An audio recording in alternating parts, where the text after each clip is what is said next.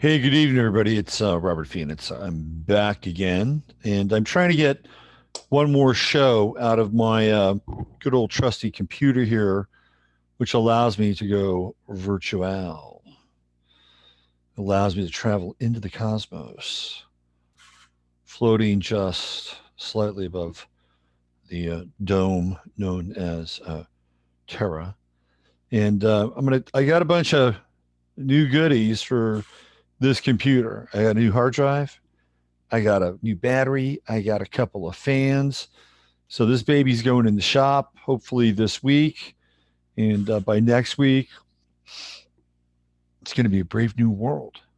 It's going to be a brave new world for all of you as well. If you haven't figured it out, we're going to talk about that tonight, and we're going to get into the chart of the moment, kind of where things are corona wise, and where things are perceptually, where things are clearly astrologically. And I got a lot of really good stuff for everybody tonight. So I'm going to look at Andrew Cuomo's chart tonight, since he seems to be the new front runner for the Democrats. I mean, let's be honest about this. And it was kind of like lingering in the back of my head. And Kevin, who is a listener and a very gifted guy, he's a new client. He probably won't mind me telling this, but he's the younger brother of another astrologer. You may know William Stick Evers. Some of you are very well versed in astrologers out there. I've had William on my show a couple times. Well, Kevin and I, his younger brother, we're becoming friends, and Kevin is pretty gifted, I have to say. And so anyway, Kevin shot me this email, and he said, I'm really picking up on Cuomo's. I had kind of a download that Cuomo was going to be the guy. And I've been thinking about it a little bit. Man, he's right. I think it's going to be AC. I think it's going to be Andrew Cuomo who's going to be the Democratic nominee, because clearly Joe Biden is just running on fumes now. If you saw any of his videos from last week, it's almost embarrassing. And Cuomo seems to be getting a lot of love from the media. Obviously, we're going to talk about that tonight. We're going to look at his chart. Again, I don't have his time, so I'm using a sunrise chart for Cuomo, but I do have Trump's chart. And we're going to look at Cuomo versus Trump tonight and see kind of how that sizes up, if he has a chance of actually defeating Donald Trump, which I'm not sure anybody does at this point. So we're going to look at that. That's going to happen. I also wanted to play a bit of a snippet tonight of a video that I found a couple of weeks ago, and it's a video of a guy by the name of Howard Storm. And the reason I want to play this is because it has some really interesting information, and not just information, but real symbolism and astrological connotations for the 12th house. And it's his account of his not near death but death experience. Okay, and it's very interesting. I'm not going to play a ton of it. I'll play a little bit of it, but I'm very interested in looking at his chart. Now, again, I found his birth date, and I found his birthplace. I don't have his birth time. I kind of did a kind of a quick, sort of rectified chart. But what I did have is I had his time when he actually went into this very intense place. When he had a perforated stomach, and he was rushed to a hospital in Paris. So I have that time, and I have Paris, and we're going to use that as the anchor to look at his chart. It's very interesting. It's super, super, super interesting. We're going to get into that. We're going to get into some New World Order, Saturn and Aquarius cyclical stuff tonight, and then towards the end of tonight's show, I guess about an hour and a half from now. So I got to burn. Jennifer Rubin is going to join me, and Jennifer Rubin is an actress. She was in Nightmare on Elm Street #3. She was in the Doors film where she played Edie Sedgwick. She's got a pretty long IMDb page, and Jennifer was a client, and so she follows. Sometimes she's in chat. She may even be in chat tonight. And she did a short video film on Black Moon Lilith, because she has Black Moon Lilith in Aries, and the Lilith cycles are 9 years. So we're going to talk a little bit about Black Moon Lilith, and I'm going to play her film. It's very surreal. It's really, really surreal, very lo-fi, very low tech. I love it. I love this film. So she's going to come on. We're going to talk about Black Moon Lilith and the film, and I'm going to play the film for you guys. And I'm sure you'll enjoy it. She plays every character in this. And this is what I love. This is when somebody has something that they're experiencing astrologically and turns it into art. It's very, very cool. Cool stuff. There was a guy that I used to kind of follow a little bit, but Antero Ali or Antero Ali. And he was, kind of a disciple of Terence McKenna, Robert Anton Wilson, Colin Wilson, who was kind of a British magus, and probably a little bit of Aleister Crowley as well. And Antero Ali was, again, somebody who would like to use astrology and create art around astrology. So if you're bored and you have time at home, which a lot of you currently do, you may want to play with it. You look at your chart or look at what's going on, and maybe you could do something that's creative and takes it out of your head and puts it into kind of another medium. I did a show today with Jimmy Brent, and Jimmy's probably going to put that up on his YouTube page. I think when he gets that together, I'll send you guys the link. Jimmy's very cool. I'm going to have him on the Friday show, hopefully maybe not this week, but in 2 weeks, I think. And Jimmy and I had a great chat today. I've been on his radio show a couple times. In fact, he's actually doing a show, I think tonight, maybe not now, maybe he's done already, but we had a really good chat. And Jimmy was part of the quote unquote truth movement at Ground Zero. And a lot of that stuff was breaking in the late 80s and early 90s. So I'm going to bring him onto the show, I think in 2 weeks. I'll be on the Friday show, but I was on his, he's starting to do Skype stuff now, like do Skype things, and he's going to put them up on his YouTube page.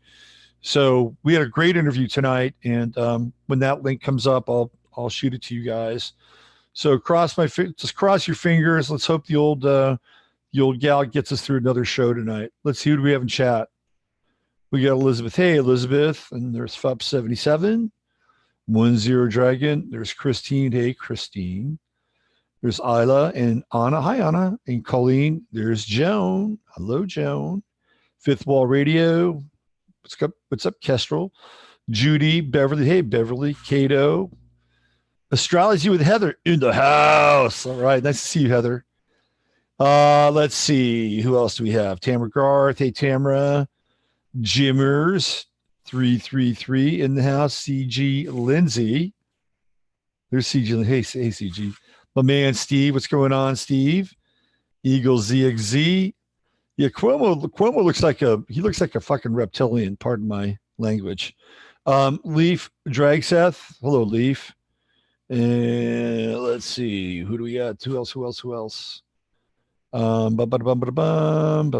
there's Chris and Steve. What's going on? Robert, any way to look at Bill Gates's chart to determine where he might be on Earth underground? What's he up to now? If we have time, I'll do Gates's chart. If not, we'll do it next week. The Globus like Gates are on huge yachts living in La Dolce Vita. Yeah, they're living with all their fake wives. They're living with all their women who are dude wives with their hell on earth. I think that's part of the deal that they have to make. I lost the feeling Dennis is closed. Go see Joan. Let's see. Who else do we have here? Tesver. Hey, Chrissy. Good to see you. There's Emily. What's going on, Emily? Here's Natasha. Hey, Natasha. Lard man. All right. Cheeky monkey. Hey, there's Sole. Hey, Sole. Good to see you. Haven't seen you in a while. Right on. Who looks reptilian? Andrew Cuomo. Do I look reptilian to you? Do I look reptilian? Let me see if I get a reptilian look. No, that's not reptilian, is it? No, reptilian be kind of steely. Let me see if you reptilian.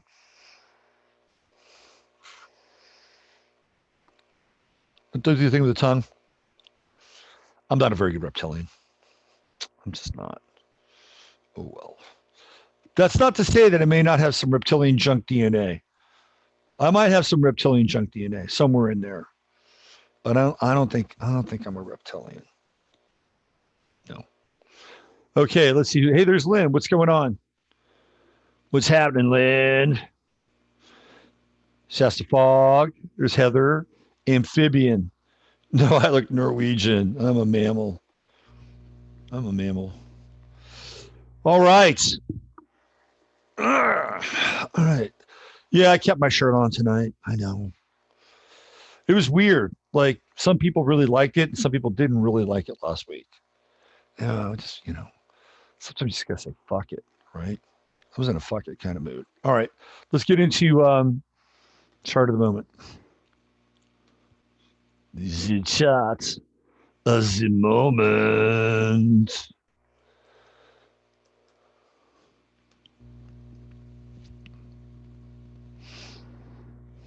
How's everybody doing with the stay at home? How is everybody doing? Is everybody just chilling with the stay at home? Is everybody just like chilling? Are you chilling with your chillins? Chilling with the chillins? You walking your dog? Going for a jog? I think this is great. I really think this is great. I think we should just keep staying at home. That's what I think. Because at some point they're going to say, scene 2, take 1, post-coronavirus. Okay, everybody come back now. Everybody come back. Come on. Like the guys with the planes, like this, right? And you're like, nah, I don't think so. I don't think so. We got plants growing here. We got a great garden. We got a great garden. We've rediscovered our family. I don't think so. I think you guys did us a really, really big favor. We're not going back. Thanks anyway. Well, while you guys were putting up all that 5G and shit, while you were basically taking the economy in a completely different direction and redistributing not just wealth and power, we're kind of doing our own thing. Okay, so we're going to sit this one out. What would happen if people did that? See, that's really what I'm rooting for. What would happen if people did that? It's like they're sitting around going, just wait till we get them back. They're going to really look forward to their jobs. What would happen if people just like, I don't know. And they're all of a sudden like, okay, well, they're supposed to be back now. What's going on here? What's going on? You know what they do? They would fake news the shit. They would. They would be like, today, millions of Americans went back to work. And they'd have some, AI video. They'd have some simulated video, some deep fake, all these people going back to work, high-fiving each other, and it'd just be totally fake. They'd be running a fake simulation, fake reality. And then it'd have fake interviews. How does it feel to be back? Oh, it feels so great. We're just so happy that the president and everybody in Congress helped us out with the stimulus package.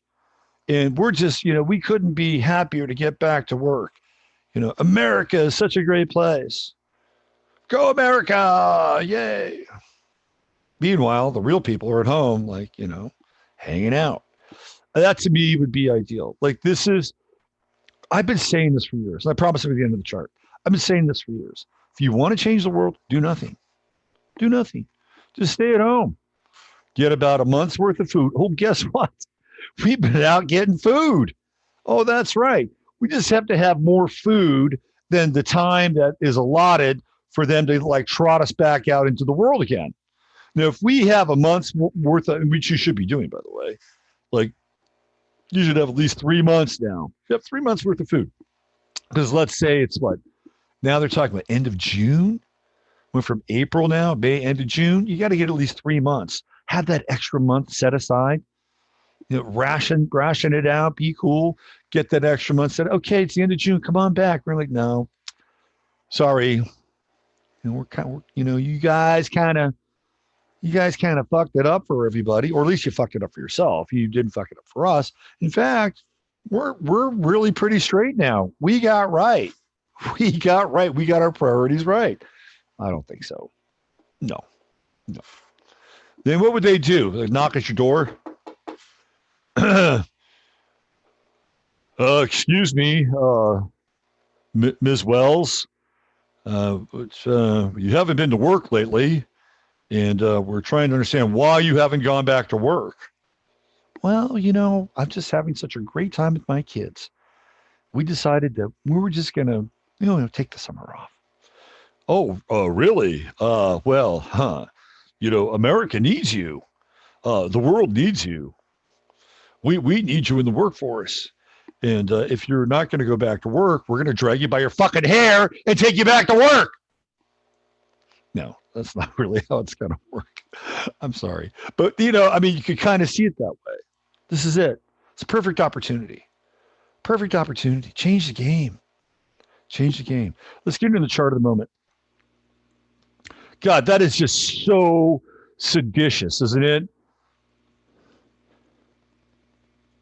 So seditious. I can just see the guys at Langley. There's that Phoenix guy. He doesn't have a lot of followers, He's got and we've throttled him pretty good on YouTube. But man, he is just saying some seditious shit. He's telling people to stay home now. This guy's dangerous. No. There's no weapons involved. No weapons at all. No weapons, no bullets, nothing. He's just telling people to stay home. See, that sounds like a pretty good idea if you ask me. Maybe we ought to stay home too. Who knows? It could get ugly out there. All right, let's go. Chart of the moment. Libra ascending. Okay, so here's what I want to talk about tonight with the chart of the moment. I'm going to talk about this down here. Definitely this down here. This shit down here. We're going to get into this shit, right? Jupiter-Pluto conjunction, Mars in Capricorn, right? Coming up on Saturn, like next couple days. We're going to have, what is that? That's going to be Monday, Tuesday, Mars, Saturn conjunction. Square Uranus. I don't know, man. That's kind of a heavy energy. Got to say, that's a heavy energy. Now, there's this rumor. There's this guy. What's his name? Q. Q's his name.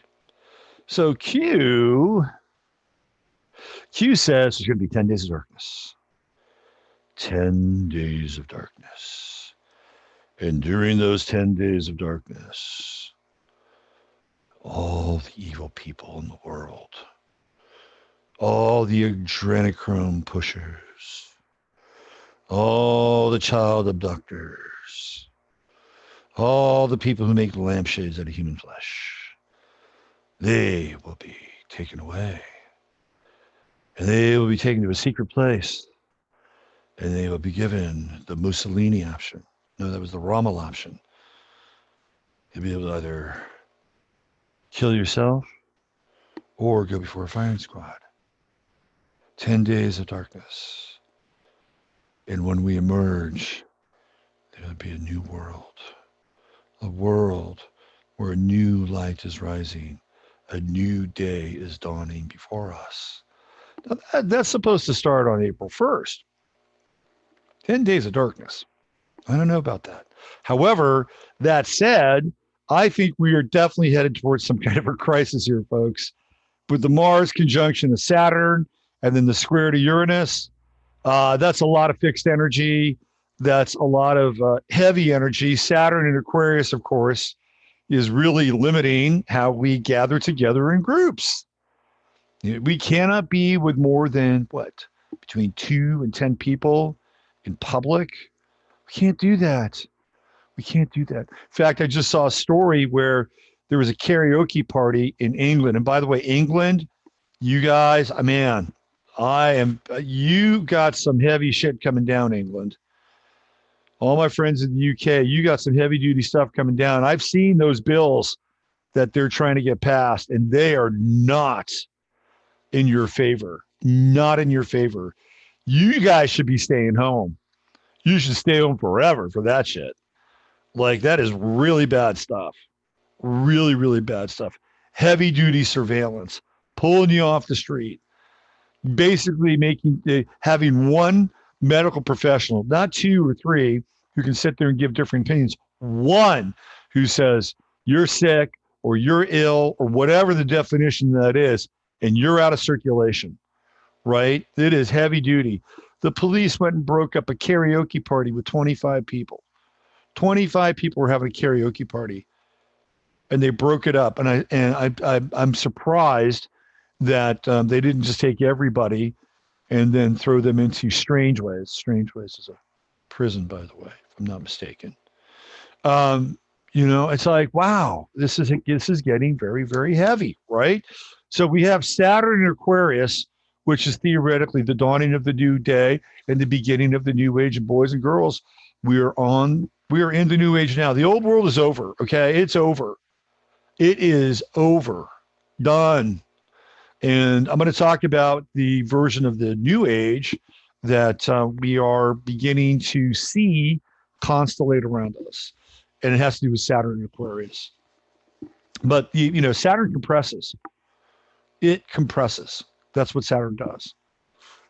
Any sign, it compresses. And I've talked about this before, talked about it in the course. Whenever Saturn hits a planet in your chart, what does it do? Compression, gravity, right? That's what happens. And whatever you have accrued for the last 30 years of that planet, Saturn goes like this. And it's the analogy that I like to use is an orange juice squeezer, right? You put that half orange on there, and then out comes the juice. And you have a little bit of an empty shell. And then over time, theoretically, oranges won't regrow themselves in that empty shell, but theoretically it fills up again. Okay, so there is the compression, and then there's the extraction, which is the process of Saturn. So however you've been using the planet for the last 30 years, it gets reworked, it gets transformed, and you have kind of a new relationship with that planet, and you get to have new patterns and new, how do I say this? Kind of a new model for how that planet, whether it's Venus or Mercury, et cetera, operates in one's life. Okay. It's a way to clear things out. This is how Saturn works. So here we have Saturn pressing down on Aquarius. And what does Aquarius want to do? It wants to be engaged in group orientation. It wants to be engaged in team orientation. It wants to be engaged in gatherings. It wants to be engaged in large events, right? So if you go back to the 1960s, what did we have? We had all these festivals. We had Woodstock, we had Altamont, we had Monterey Pop, we had just all kinds of festivals. There were festivals all over the place. Festivals you never even heard of were happening then. And that was the theoretical dawning of the age of Aquarius. Thank you, fifth dimension. And so what did we have? We had all these Aquarian gatherings, the gathering of these tribes and peace and love, and everybody was equal. And there's some truth to that reality, and that reality kind of being a manifestation or projection of an earlier cycle. If you go back to 1962, in October of 1962, where we have all those planets in Aquarius, including Saturn, and we had it was February of 1962. My bad, not October. February of 1962, right? We had the Sun, we had Mercury, Venus. I think we had Jupiter, Saturn. I mean, just it was. It's also known that period of time is known as the Antichrist chart. That's a whole different topic of conversation. So one could make a case that February in 1962 was kind of the Kickstarter for a version of the Aquarian age. And, we could look at the Aquarian age as maybe even being cyclical, like maybe more than one Aquarian age. Try that on for size. But that Aquarian age, which got which got kickstarted and stimulated, perhaps simulated, during that time. There's also another very interesting Saturn in Aquarius um, aspect, or Saturn Aquarius position, which was on 11/22/1963, and that's when JFK, of course, was shot and killed. And I believe Saturn was in Aquarius at 18 degrees. Now remember that, because it's going to play, that Saturn position in Aquarius is going to play a role. So I've talked about this before, and I've done lots of writing on this, and that has to do with the Kennedy timeline, and how when John F. Kennedy was killed, and I do believe he was killed, and not just taken out somewhere and played out his life as Jimmy Carter. I don't believe that. And again, I've stated the reason why I don't believe that is because one of my clients' husband period, was one of the operating surgeons on JFK at a hospital in Dallas. And we've talked on a couple of occasions, and I still would love to get him on the show and just talk to him about not anything controversial, but just as kind of a verification and validation that that's exactly what happened. Somebody's trying to get a hold of me. Oh, it's that's our friend Glenn Streeter. Let me send him a message. Where is he?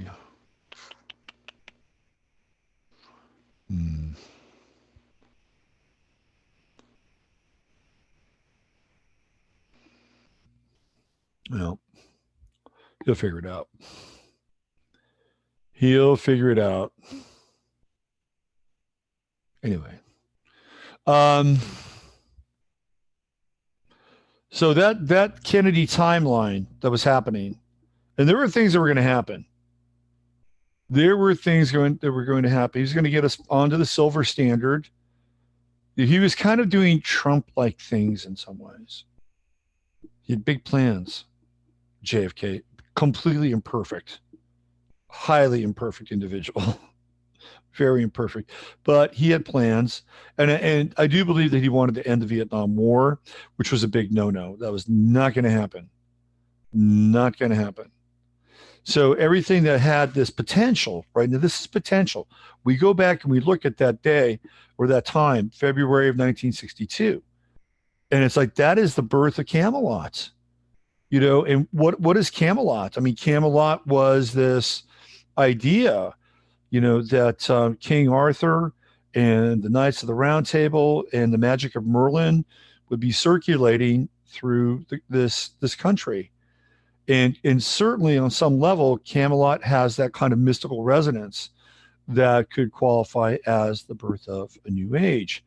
So I do think that there was something there. And some of that energy kept going with the festival circuit and all that. But then on 11/22/63, they decided to put an end to like that version or that evolutionary cycle. And that was just over and done with. And then the timeline that was headed in that direction goes like this, and it forks off and goes into another direction. And I've talked about this, quite a bit, and how the sign of Gemini, which will come up again, by the way, as we get into the chart of the moment, how Gemini plays a role, and it plays a pretty significant role, actually, from Kennedy, who's a Gemini, to George Bush Sr., who's a Gemini, to, of course, 9/11, where George Bush Jr., the father and the son, two Georges, both symbolic of Gemini, the Twin Towers. On the day the Twin Towers went down, 9/11/2001, the moon was in Gemini, Saturn was in Gemini. You have Gemini players all through the scene. You've got Rudy Giuliani, the Gemini mayor of New York City. You've got Larry Silverstein, the Gemini owner of the Twin Towers. And you have Donald Trump, who's the link between the two, because Trump is a realtor, just like Silverstein. And he's friends with Rudy Giuliani. And of course, Trump is a Gemini. And who can forget the famous photo where Rudy Giuliani is dressed up like Marilyn Monroe and Trump is playing with Rudy Giuliani's fake Marilyn Monroe boob. Okay, so this whole Gemini effect is in play here. And where are we going now? We got the true node coming in Gemini, and look at that. Oh, how about that? Moon in Gemini tonight. Moon in Gemini. Okay, so That was a version of the New Age, and it kind of got ruptured. And then there's the dark New Age, ultimately that manifests, and we see that with Altamont and Manson, and to some extent Jim Morrison, the Doors. Everything becomes kind of like a death cult. It becomes a planetary death cult at that point. It's Dionysus, with bloodlust by the time that the 60s are over. Altamont, Morrison, Manson. It's a very, very dark period. Out of that, the Zodiac killer emerges. We have the rise of the serial killer that comes out of that period and out of that time. Very dark period, extremely dark.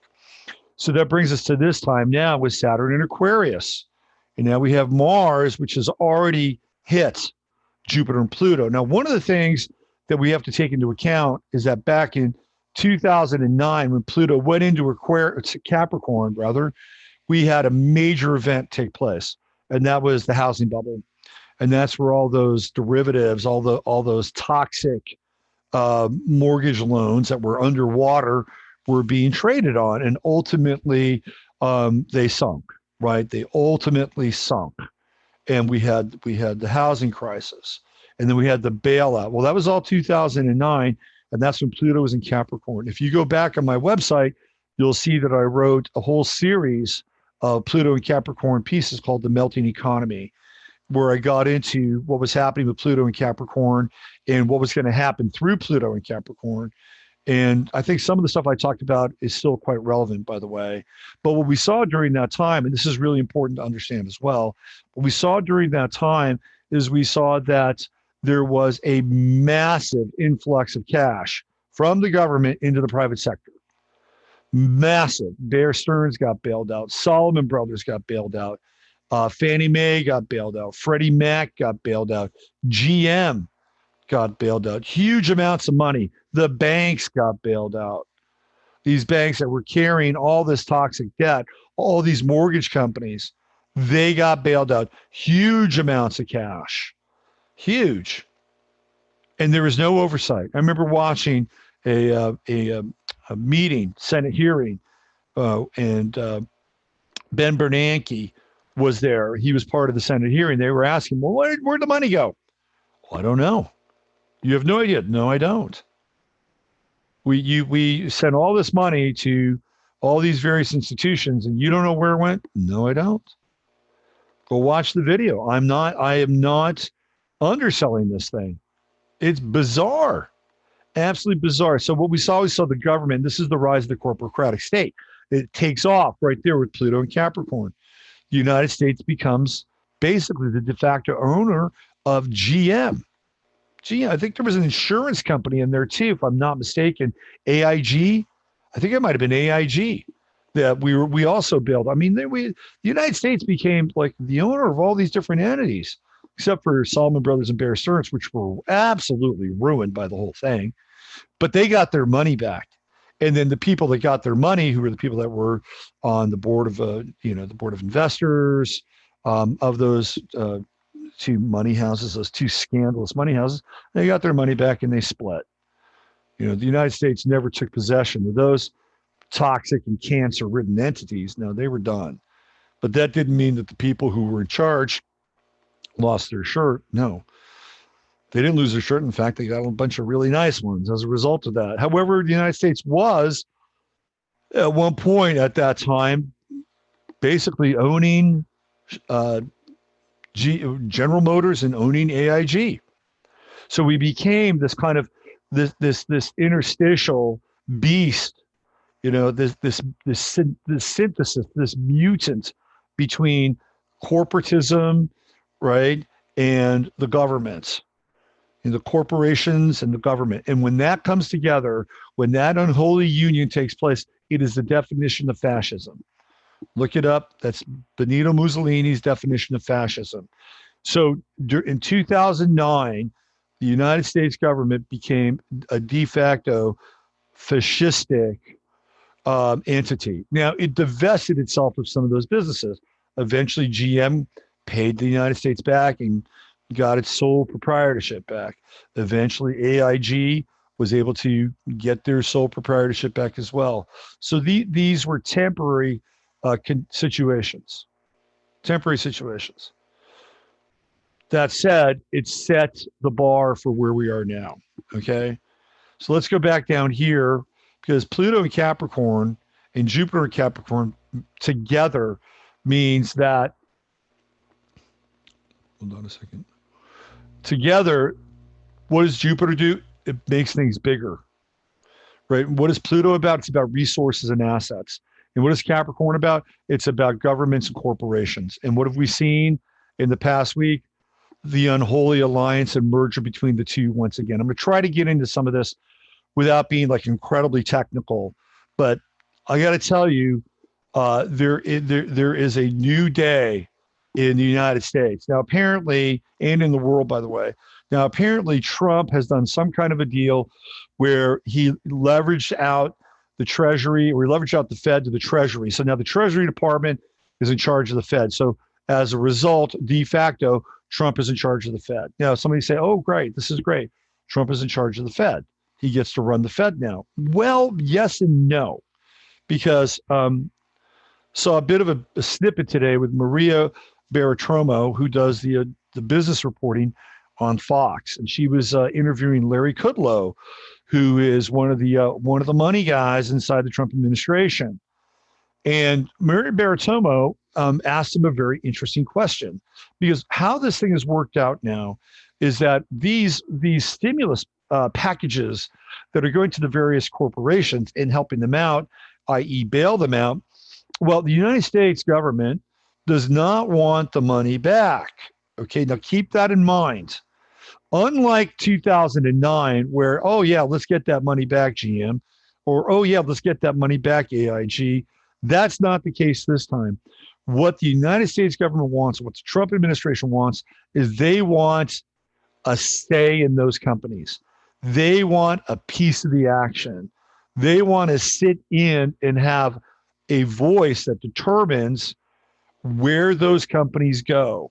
Okay, so this is a very big deal now, a very big deal. And Bartiromo kept going after Larry Kudlow, and she kept asking the question, hey, are you guys going to basically influence and make decisions for these companies that you have bailed out? And Larry Kudlow did not deny it. Larry Kudlow said, well, we would be, let me see if I can paraphrase this.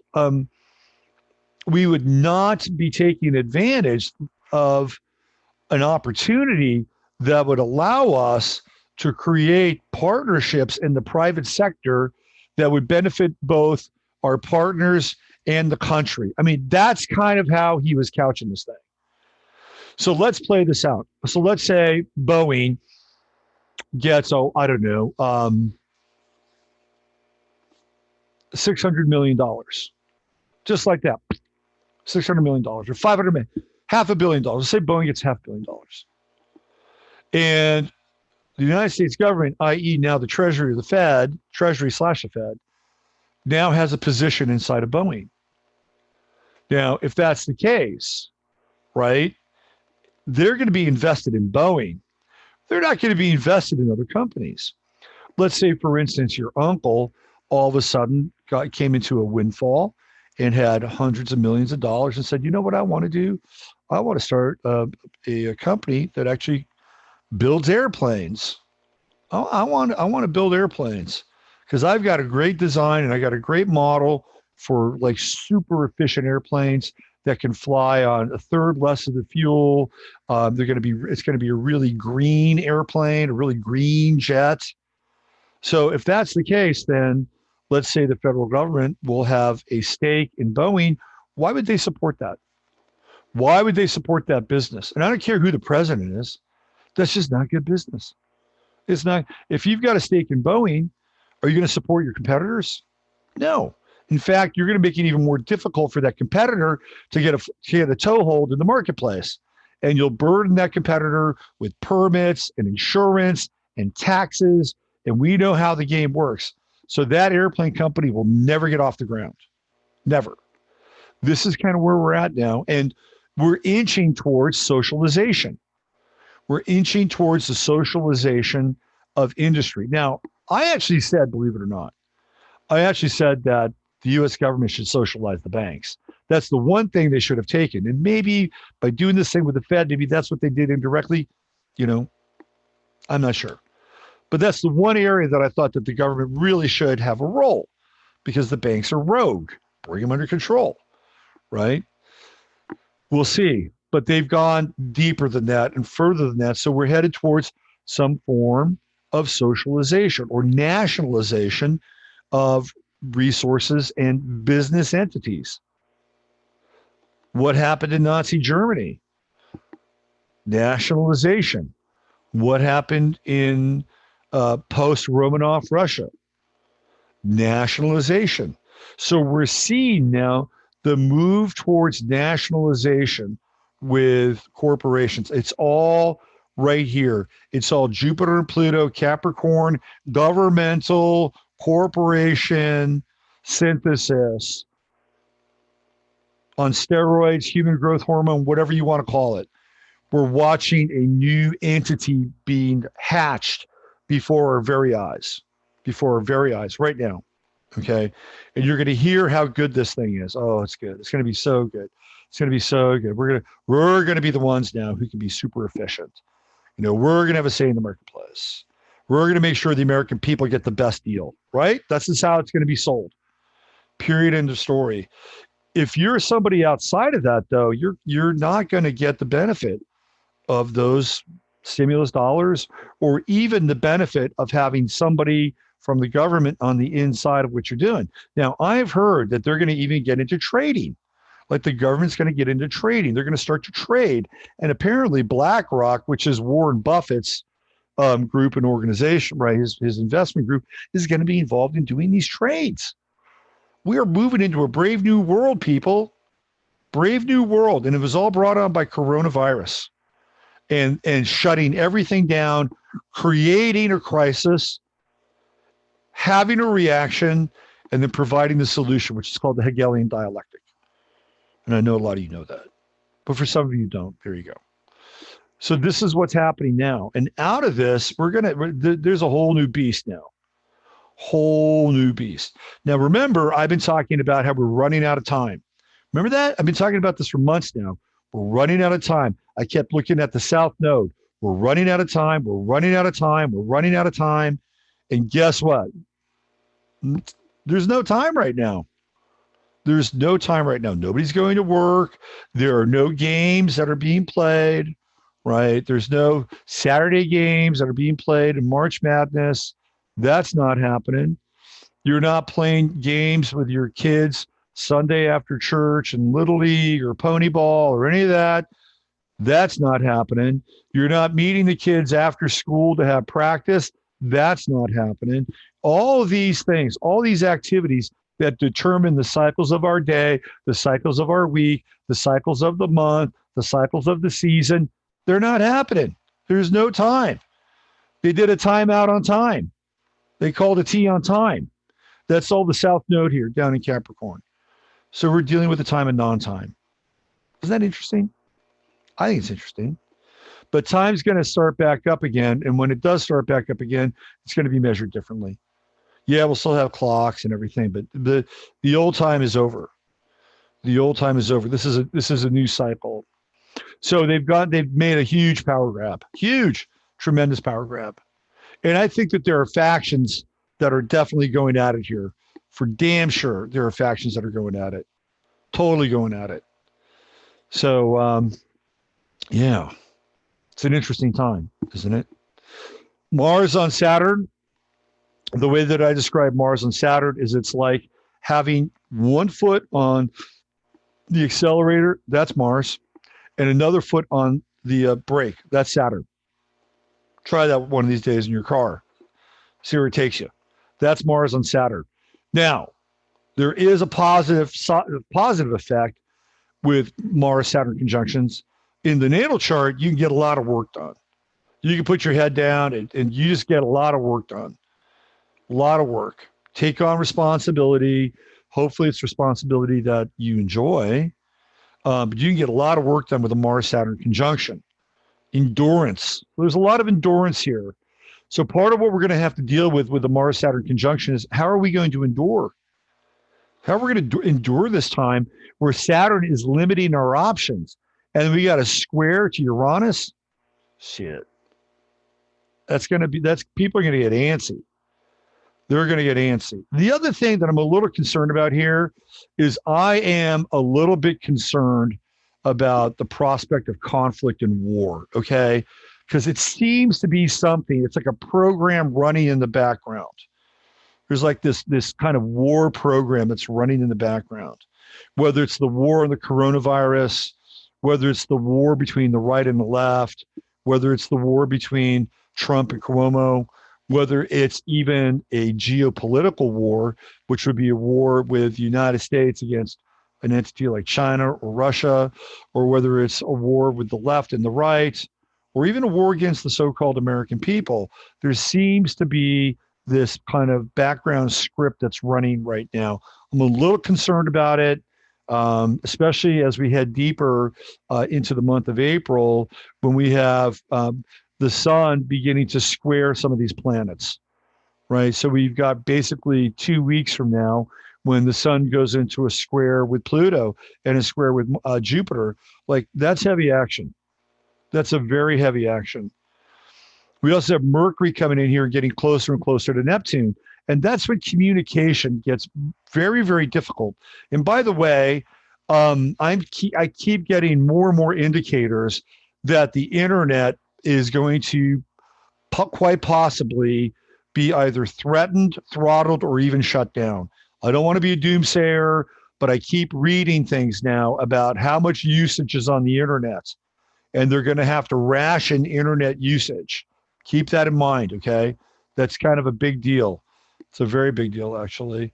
So, I'm sure that all their magical 5G, when it's rolled out, will just take care of everything, right? Just take care of everything. And we'll just be just fine with all the new 5G. And we'll be able to handle everything now, including all the demands of the internet. Oh, you don't think that that's been put into place as well? Geez, look at that. How about that? Well, you guys were all at home. We were busy. We were busy. We never slept. We never stopped. This was our commitment to you, the American people, to install as much 5G as we could during the time when you people weren't working. We were doing it all for you. And there are people out there that love 5G. Man, they love 5G. They think 5G is the greatest thing ever. And these are, quote unquote, woke people, enlightened people. Hey, man, you're entitled to your opinion. You're entitled to your opinion. If you think 5G is going to, it's the good 5G, or it's the 5G that's going to take the aliens out, or it's the 5G that's going to, be a Faraday cage or whatever, have at it. Have at it. I guess we're all going to find out sooner or later now, aren't we? I think it's coming, and of course, the cruise ships have the 5G. Wuhan had 5G, and Italy, lots of 5G in Italy. Yeah, a lot of sick people there, theoretically, right? Anyway, 5G is going to save the day. 5G. Think of that, the number 5. That's the number of man, right? That is the number of man. And G, well, when you think of G, I think of Freemasons with G. 5G. Anyway, we've got Mars on Saturn, squaring Uranus. I think people are going to get antsy.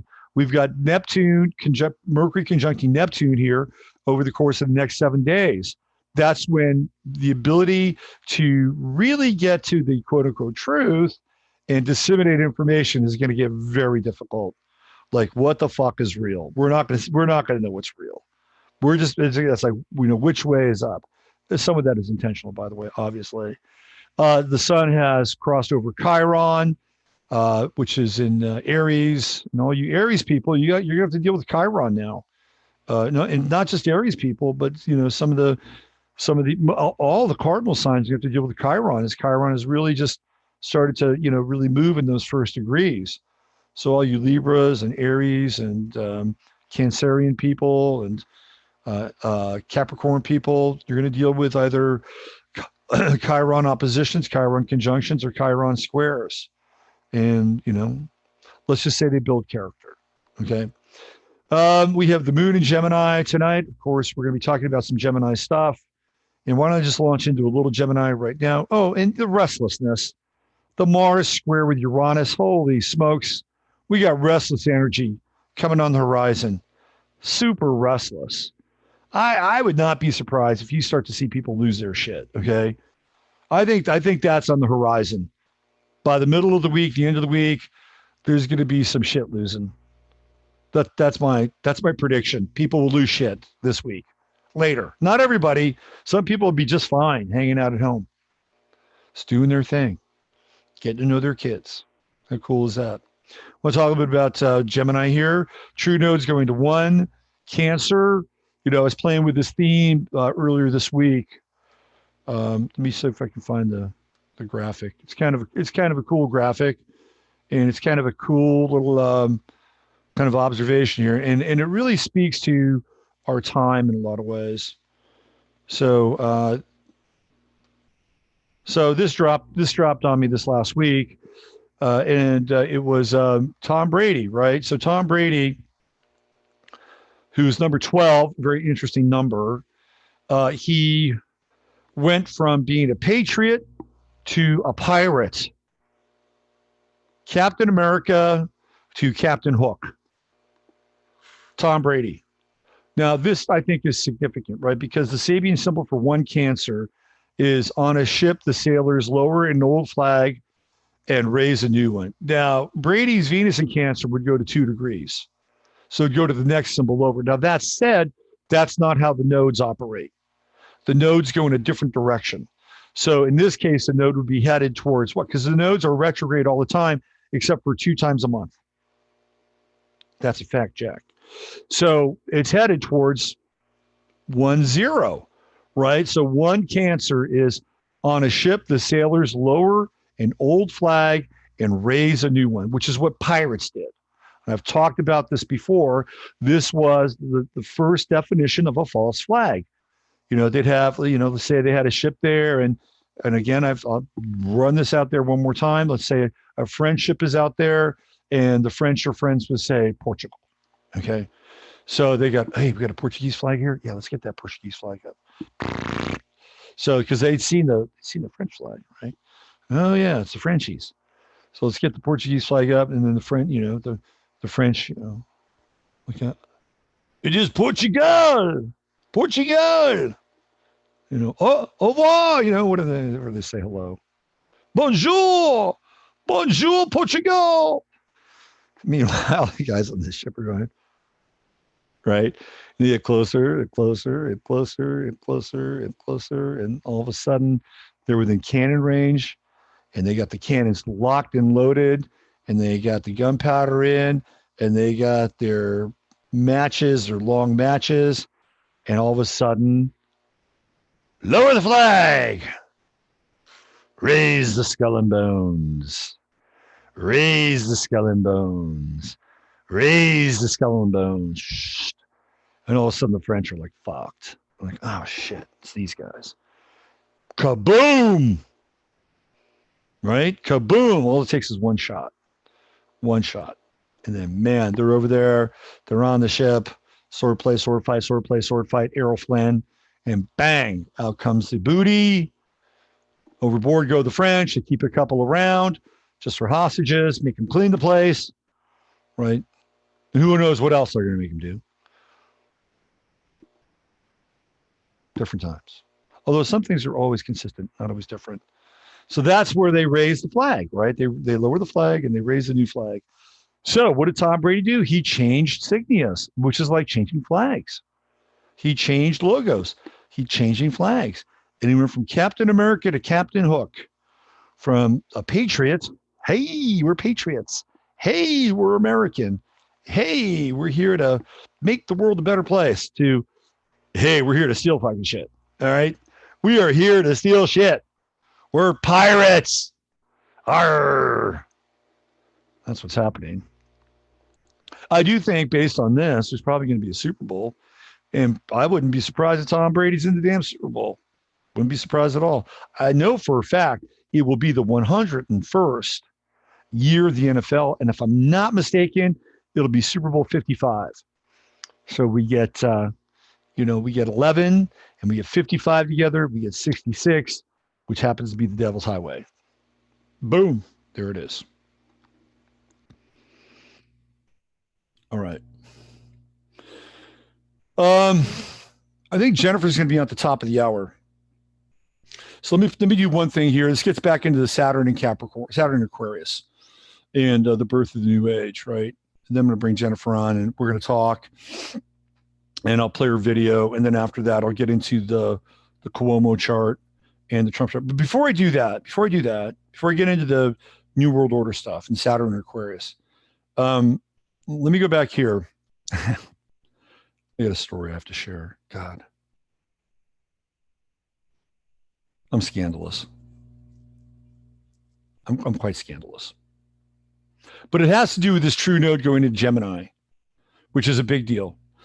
Because we've been in, caring, loving, giving, nurturing, healing, bonding, cancer, cancer, cancer. Everybody's at home now, cancer, cancer, cancer, hanging out with the kids, cancer, cancer, cancer, planting tomato plants, cancer, cancer, cancer, using things like turmeric, vitamin C, colloidal silver, cancer, cancer, cancer, right? I mean, it's like we're heavy cancer right now. That's going to change.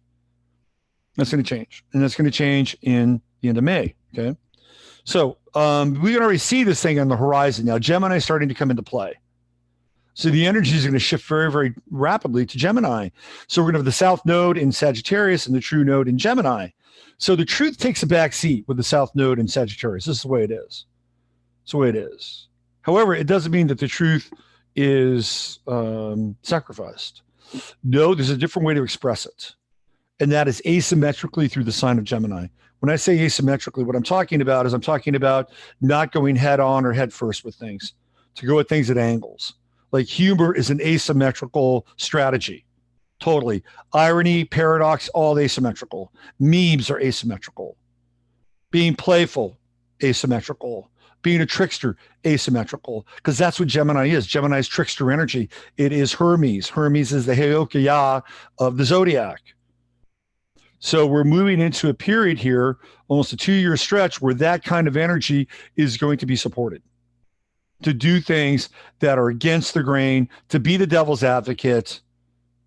My favorite Gemini movie of all time is A Fistful of Dollars with Clint Eastwood. It is brilliant, absolutely brilliant. And in that movie, Clint Eastwood comes into town, into this Mexican town. And what he does is he basically plays both families against one another. And he goes from one group, the Mexican banditos, to these, these gun dealers down in this American family that's down in Mexico. And he goes from one side to the other, one side to the other, one side to the other. He plays both sides against the middle, nearly gets killed, has a resurrection moment, helps out a few people along the way as the reluctant hero, winds up a hell of a lot richer, and is a true Gemini in the process. And of course, it helps that Clint Eastwood actually is a Gemini. So if you ever want to understand the evil genius of Gemini, watch A Fistful of Dollars with Clint Eastwood. You will see it firsthand. So I can't say this now. I can't say it. I did a little Gemini magic on Friday.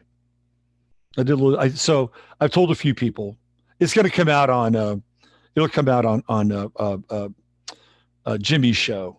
It'll come out on Jimmy's show. I have to keep it on the down low though, because there's a reason why. The little voice told me, shh. But if you watch Jimmy's show, see, that's a tease. I'm teasing you to watch Jimmy's show because I talk about it on there. Just learn how to be a little devilish, okay? Learn how to be a little devilish. That's all I can say. Not bad devilish, not a lot devilish. We're trying to advance the truth forward, right? That's the South Node in Sagittarius. We're trying to advance the truth forward. And we're doing it via the surreptitious and ironic and at times coyote-like energies of Gemini. Should be a lot of fun, actually. If you get into this, it should be a lot of fun. That's what I think. Okay, let me do a quick check to see if Jennifer's here. I think she's here. Why don't we bring her on? And then what I'm going to do is I'm going to we'll play her film and everything. I'll bring her on, and then I'll get into some of the other stuff like Trump and Cuomo afterwards. Okay, so let me bring her in here. Hey, Jennifer. Hey, Robert. How are you? I'm terrific. Thank you for having me. You're my You're Walter welcome. Cronkite. Let me change my my audio here just a second. Okay, say something. Did Walter Cronkite. You got it. You're in my head now, Jennifer. Okay, you're my Walter Cronkite, I say. Let me see. Do you want? Are you on video? I am. Okay, so I'm gonna So, give you. I'm gonna give you the video permission, okay. which is a very important thing here. Let me see. Hold on. I don't see. Hold on. Where are you? I don't see a camera thing here. I'm gonna. Okay, let me promote you to panelist. Okay, now you're at a whole new level. Okay, there you go. Now you're a panelist, and people to do Zoom, you know what I'm talking about. And here we go. And we're gonna allow you to start video. Okay. First time. It's my Here first it time. is. Ta-da. World premiere, Jennifer Rubin. Click on your. There it is. Come Do on, I come on. click on that thing right there? You click that little video camera at the bottom. And share or start video. There it is. There Oh, you hi. are. Hi. All the way from LA. There she is, Jennifer Rubin. Yes. Hi. I was thinking you're my Walter Cronkite and Joe Rogan is my Johnny Carson, if that's a Oh compliment. God, please, couldn't I just be Johnny instead of Cronkite? Oh Ah, man, well, that's it's okay. okay. You can reverse it. That's okay. He could be your Johnny Carson. Although, and I really like the Walter Cronkite thing. I do, but he went to Bohemian Grove and said a few very sort of dark things. I'm not really a factual person Yeah, because I like letters. I don't like numbers so much, you know. So, yeah, but when I say Walter Cronkite, I mean it in the way that when we grew up in the '70s, where you watch the 60 Minutes with your grandparents, and they tell you how things are, yeah, and you know when you combine astrology and news, it right, really is today, yeah. you know. Well, So in that sense, Cronkite was a very trusted source. Everybody loved him. for sure, for He sure. was There you like go. he was like your trusted grandfather, and that's the Yes, news, yes. right? Yeah. Even though I'm older than you, you're my trusted grandfather today. There you go. Okay. So let me give people a bit of a background on you. Is that cool? Can we do that? Yeah, sure, sure. Yeah. Okay. So let me I've got what do we have here? Da, da, da, da, da. You do this while you're I had talking. your IMDb page up. Oh Let's yeah, see. Oh, this is actually kind of cool. I like this page. This is Convention All Stars because you do some conventions, right? I have. Yes. Yeah. Okay. So this is right here. These are some pictures and a slider of Jennifer. Jennifer Rubin is an American actress, producer, and model with a career spanning nearly 3 decades. She has appeared in both film and television and was voted Ford International Model of the Year, Miss 1984. Jennifer was also the original Calvin Klein model for Obsession.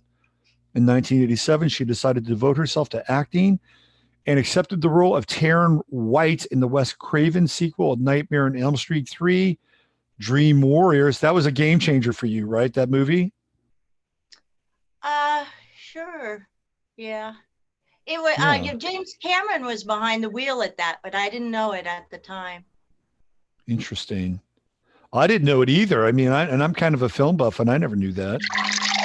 Yeah. Let's see. Yeah. And then we have a permanent record, and then of course you're in the Doors, which I mentioned. You Yeah. played And when you Edie. You talked played. about Oliver Stone, he really is. Um, he's a kitten. He was one of the softest men I ever, good family man, uh, was one of the kindest men in directors I've ever met. And and you would think he would be the most, I could tell you stories about how Jack Nicholson and Warren Beatty around a buffet table would point at the lettuce, and Oliver would flee. And I would say, why are you being so mean to Oliver? And they're like, he's paranoid, just watch. And then so Oliver or somebody would bring him back, and then they'd point over to the pastries like it had a microphone in it. And he would No. take off. And I was like, why are you guys so mean to him? But it was Jack and Warren get ribbing Oliver at an Earthling party, which was pretty funny. So they were gaslighting Oliver Stone, is what you're saying. In some Yeah, could you ways. believe? But like high schoolers. Right. It was Yeah. funny. Jack Nicholson, quite a prankster, eh? Well, you know, we met. I contacted you because on my first screenplay, I wrote it for him, Mm-hmm. and I seeked your advice and stuff. He has his Saturn between 2 degrees of my moon and Mercury. And actually, Mm-hmm. Jack Nicholson is like the only guy who can make me stop thinking of my mother, you know? So Hmm. that's why the script got read. And you told me something about, you know, maybe not Jack, but his son. His son would be the key. And I ended up having the courage to beg Jack for a pitch. And Mm-hmm. he goes, nah, I'll give you 3 minutes. And it lasted 30 minutes. And there's more to that, but it was that was that's when my stars started to align. I have that Gemini in the 12th house, so my secret talent is writing. Mm-hmm. Mm-hmm. So I have been trying to do that for a while, which blah blah blah, you know. So you're wearing your Aries colors tonight, Yeah, uh, representing in the house, Aries in the house. yeah, yeah, Aries. It, yeah. And we got your Well, Black Moon Lilith here in Aries I was too, trying, right? yeah, that's why when to catch up with you, I was one of those obnoxious callers going, help me, help me. I had Black Moon Lilith on my, I don't know if it's my progress or my natal, Mm-hmm. icy, and Mm-hmm. transiting Black Moon Lilith on my MC. And I was Mm-hmm. begging on your door. And in a dream, you got mad at me. You're like, God damn it, I'm living. You, I felt you really know? bad because I wanted to get back in touch with you, and then I would like get spun off and do like 500 other things. It But was a apparently, terrible time. It was a terrible time, you know. It was just going down the drain. But you were protecting a woman, so it didn't hurt my feelings because I know that your work protects people. So I was kind of just being needy and stuff. But then push comes to shove with the isolation, and I'm like, fuck. If I don't make this little snippet here, they're not going to have a recent picture. And Black Moon Lilith, which is on the ICMC on me, with right? Saturn going into the 8th for me. If I don't say something about female intelligence, when I have my Saturn return in a little bit, uh, you know, I think that with the stars, they're gonna let a woman be bad. Mm. I think, you know, from a perspective of the film and stuff, they don't really let a woman be bad in her own way. But anyway, it's fun.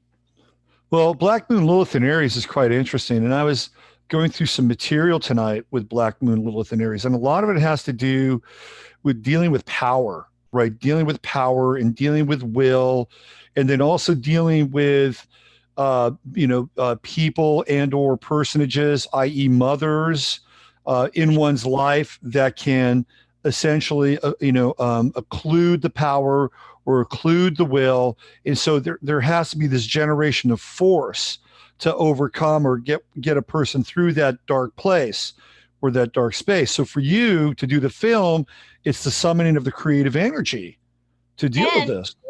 and it's funny you spoke of Oliver tonight because Oliver made a movie about his mother, a book, and his mother was interviewed, and they said, so what do you think of Oliver's book? And she was like, well, he demonized me, and I don't like that. So it was a big goal not to demonize Black Moon Lilith.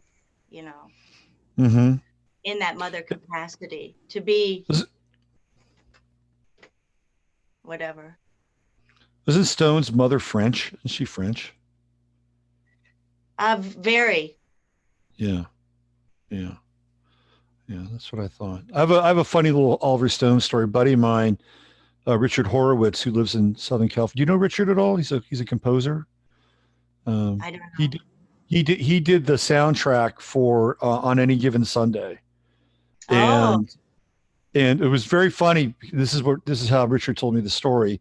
He said this is when they had shot the movie, so they were gonna they were in post production, and that's when he was hanging out with Cameron Diaz, and they were going nuts in Miami, oh. and he'd been pulled over, I think, in L.A., kind of like the after party of the movie, and he was intoxicated, and I think he had a controlled substance on him too, right? So he gets out of jail, and apparently he goes to the office the next day, and he's in no mood to really talk to anybody. But Richard had an appointment with him. Now Richard doesn't know that Oliver just got released from jail, so he shows up and he says, "Oh hi, we're supposed to have a meeting today about me. You're supposed to interview me about doing the soundtrack for the movie." And he looks at Richard, and he just doesn't want to deal with anything. He says, "You're hired." That was it. It was like perfect timing for Richard. It was like, oh great, You I were got him saying on. that timing is everything. Timing is everything, right? Exactly. It is. It is. Yeah. So just to give people kind of an understanding of Black Moon Lilith, I got a chart up here, gives you kind of a view of it. And this is from astro.com. Great place, great resources. Here's the moon and the lunar perigee, and then the lunar apogee. There's the earth, and then the space here, the empty focus. This is where Black Moon Lilith occurs. Okay. And Black Moon Lilith is in a sign for 9 years. So we're going to get Black Moon Lilith in Aries for 9 years, really going to impact a lot of the women and people that were born. Was it 1968 was Saturn in Aries, and then Chiron, I believe, was in Aries right around then. So there's a lot of really interesting stuff, both for men and women. And Black Moon Lilith isn't just for women alone, but it does seem to have an incredible amount of intensity and archetypal power for women, right? Well, because she's male positive. It's what they don't understand yet is that she's male positive. When you're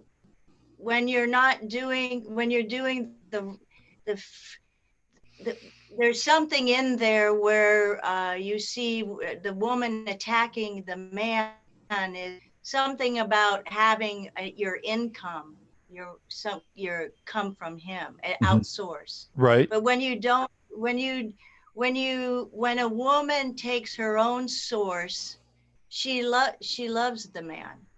But there is a growth process, and I think that when you can use the astrology, which I've done in this, it's like a stage play, like Who's Virginia Woolf. I mean, it's quite wordy and thing, but it's that it's like what you're so scared of to see is what is actually like the most tender meat, of the woman loving the man, but she looks ugly. Oof. But it's weird. It just has to be. The thing with movies is it has to be. Movies are based on conflict, so you can't do it like a real astrological reading. You have to have people embody the stars and be that kind of force that goes forward, and not based on the past. It's in the story of that snippet is like a really neutral perspective. So like if you didn't even know you didn't love men, say you don't know, I don't know, I didn't love men, you would say, maybe I'm not so friendly towards men, or maybe I love men, but I could even love them better. You know what I mean? But she has to be kind of gorgeous hearted about and she's a crone. It's not. She's a crone. Mm-hmm. Mm-hmm. Oh So God. Oh, that's I good. love I it. love that description. So in this little snippet we're going to play, this movie that you made, you're playing all the characters, and your character theoretically is getting an astrological reading from the mother, right? Yes. And just for trivia, all the parts were cast. Um, but the coronavirus just became like I started thinking like a stuck-up actress and thinking, oh, I made the Oscars a memorandum, but if all the SAG people die, maybe there's too many now, and that they need a recent picture or something Right. to go out on, because Right. I'm really downtown. So it was like this, and then you were talking, and I have to tell you, in the one of the scene where I'm holding the candle, I believe you are talking in the background. I've made this over the last 3 days and stuff because Mm-hmm. well, for a lot of to cover a lot of bases. Mm-hmm. Yeah. How did you feel afterwards when you I finished felt it? I felt exhausted, like at peace, because it was just like I wanted people to think I was productive. I wasn't one of these like it's there's no honor in being an actress. It just I hear the things and I think, oh God, they think the blah blah, and I'm not that kind of actor, but I'm rare because I did 54 films and I only slept with one actor in 54 films, and the writing was so bad that we just looked at each other like, we better go to our trailer and do something. There's nothing gonna be good about this writing. So, I really did. And the way I did it, just to cut to the chase real fast, is if you jump genres, if you get stuck in a genre, if you always want to be a comedian, which they kind of force you to do, genre up. But if you can get into a genre jump, you stay about 4 pictures before the sharks attack. And then you Mm-hmm. just jump genre. And then you just Mm-hmm. jump genre and you just jump genre. But at the end, you're not a whole human being. It took some astrology to save my life, but I did, and now I have a little snippet to say film is good, Mm-hmm. and When astrology is ready to go mainstream. I totally agree with you, and when I saw this film, it reminded me of like Buñuel and Dali. It has a very kind of surrealistic. Were you going for that? Was that what you were going for? No, it all happened by accident because I didn't even know I could even put makeup on. I was in such a depressive state that, I was like, oh God, the actress didn't show. I gotta put on the stuff I put for her. Like a Right. real EO. I have the real person. If you look at my resume, I have like special thanks to Jennifer Rubin for Shrek because I have that personality of Eeyore.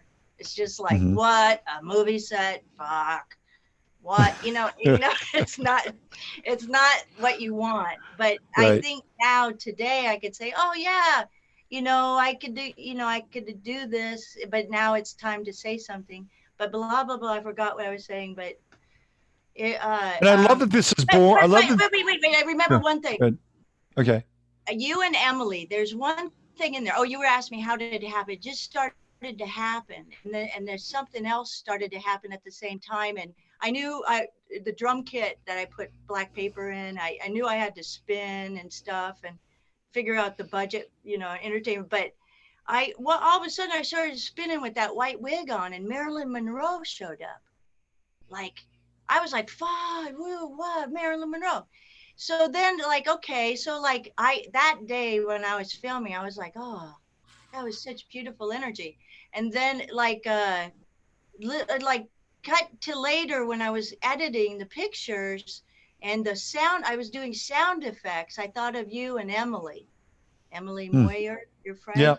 Yeah. She's in the chat room tonight.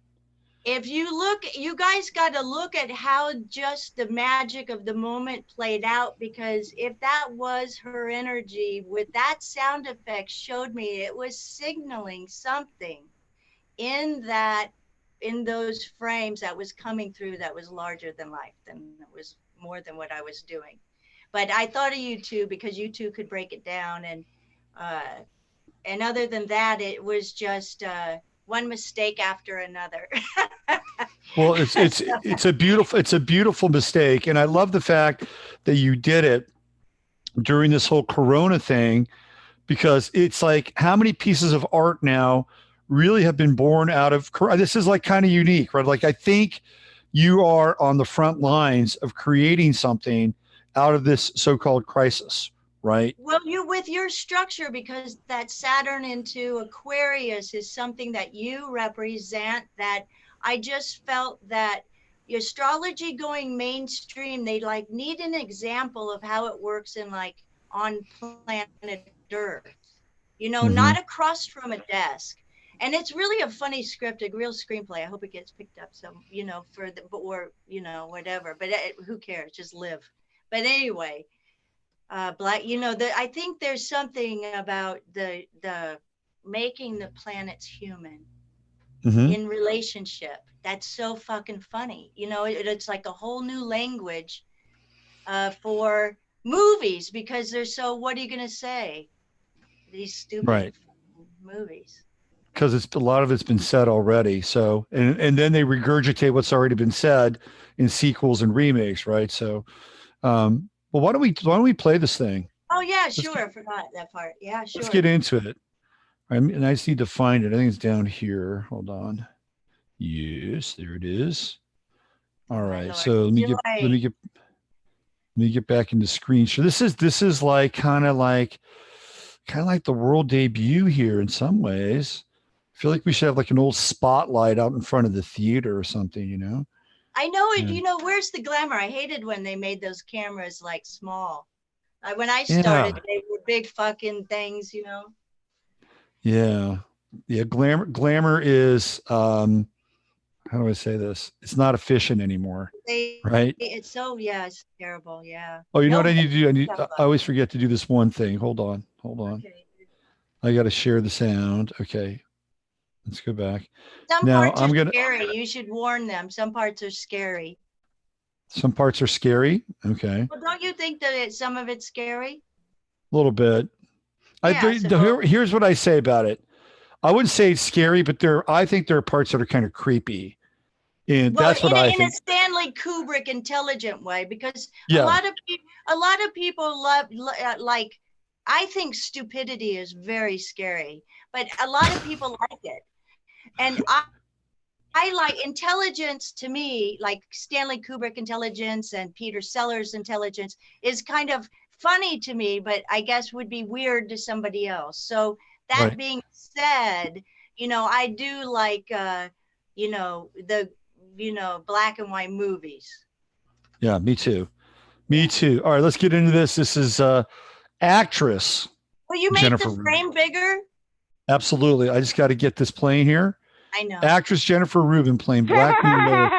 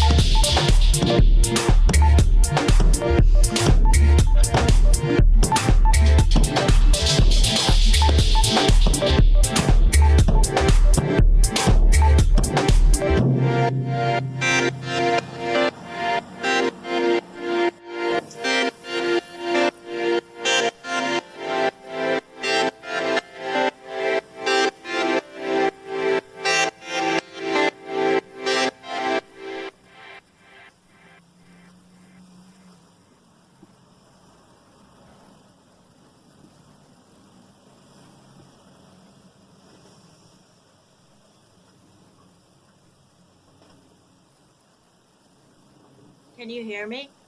I can. Yeah. That was so generous of you to play.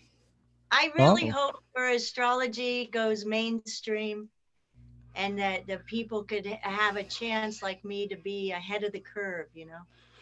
well, I love the fact that you created something out of your relationship with astrology, whatever that is. And especially in a time where, we talk about Saturn and compression and limitation, right? And I think Orson Welles once said that the enemy of art is the lack of limitation because he would know about this, right? I mean, after he scored with Citizen Kane, he could do anything, and it kind of corrupted his creative sensibilities in a lot of ways. And so you were definitely working in a limited environment. There was nobody who could come by and play the parts, and because of the environment that we're in, and that's very Saturn in Aquarius, and it's through that compression and that limitation that you're actually able to produce something and create something. And now here we're all, experiencing it and enjoying it. So you are actually really in sync with the astrological, beat of the moment. So, bravo to you, props to you. Yeah, it's tough to be willing to listen to the challenges of the trines and the squares and when you learn how to kind of bend with the flow that I can't see, like I can't see air. I think you can see the air, and I'm like, it's invisible. I can't see it. So I really appreciate when you kind of, you know, lay the land of the, you know, lay the, you know, the, lay the, you know, the atmosphere in a way where it's not so blindsiding, you know. And it, the Right. wisdom of age, you know, is that I made it through Hollywood. You know, I made it through. Mhm. And if my mother wasn't like a Black Moon Lilith, I would have never have made it. But you know, it's one. It's great to come out of it on top. You know, is without you know, so perverted or Right. I mean, I think that's a very heavy duty scene, and even modeling has its own pitfalls along the way as well. well. In And the beginning, the modeling was actually being thrown to the wolves. yeah, It's like when the bird, you know, in the redwoods, when the mother pushes the baby out of the nest, and then the documentary that they show you in seventh grade, where the little birdie is going down and down, and they stay on the little birdie going down, down, down. I yeah, mean, it's nature. yeah, It's nature. It's your 16th birthday. You know, you're a woman now, hmm, yeah, and the reputation for, you know, the reputation is you're gonna get raped and then get married immediately, so it doesn't happen again, or you're gonna run thinking you can run the wolves. And then after you get to my age, you just realize, you know, with the, you know, the new information with Epstein is like, oh, it was a well-oiled machine. yeah. That is like, I didn't even know I was raped. They were so good at it, Right. you know? Right. And the thing with the hashtag me too, I always say, why do they, and this is where I say be friendly towards men, is just like, how can they only say it happened once? Oh yeah. Right. You know what I mean? Like I Yeah. started counting in kindergarten. I can go Yeah. kindergarten, third grade, six, nine, you know, where the boundaries are just nature. I'm Mhm. not complaining, just nature. Mhm. So the thing is like, that's maybe why we need Black Moon Lilith at a time like this, that Yeah. necklace, that imagery had on and stuff. But you So know, there are because there are a couple things that I saw this time that I didn't see last time, and one of them was your 2020 troubles when you there's that scene, and it to me it looked like that character was like a plague victim. Like, were you trying to like go for that when you know, like Corona? There was almost like like Middle Ages well, kind of no, like you plague character.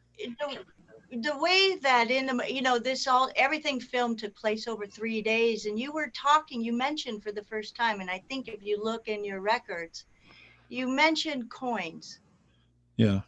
You mentioned coins, and this, and the way I was editing, I don't know what I'm doing, so when I do some push the wrong thing, I lose a bunch of stuff, and then the typeface fit. Hmm. And all of a sudden, the coin was coming from something that was astrologically being said on YouTube, on your you That's interesting astrology. because I just found that one of the coins of 2020 is a quarter, and on the backside of the quarter is a bat on the backside of the quarter. And of course, there's this whole connection theoretically with Corona and bat virus. I have the image. I'll show it in a second. But the other thing My that my inspiration was my grandmother. I used to steal her valuable coin collection and buy 31 flavors ice cream.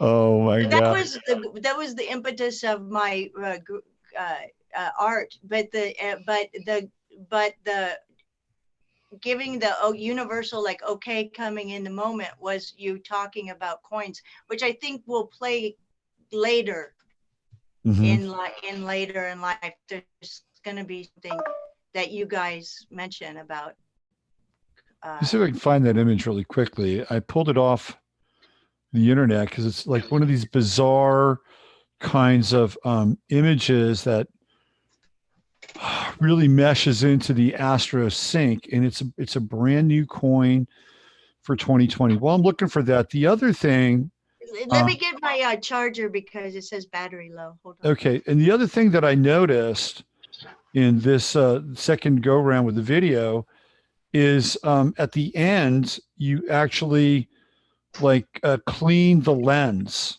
You break out the Windex and you clean the lens, and it's almost like this Moon, pure clean the moon, clean the clean the moon. moon. Yeah, but it's almost like this is, this cleansing or this purification. Oh yeah, And sure, sure, right, sure. But yeah, with emotional intelligence. I mean, the thing is about astrology is it's emotional intelligence. It's not like my mother doesn't.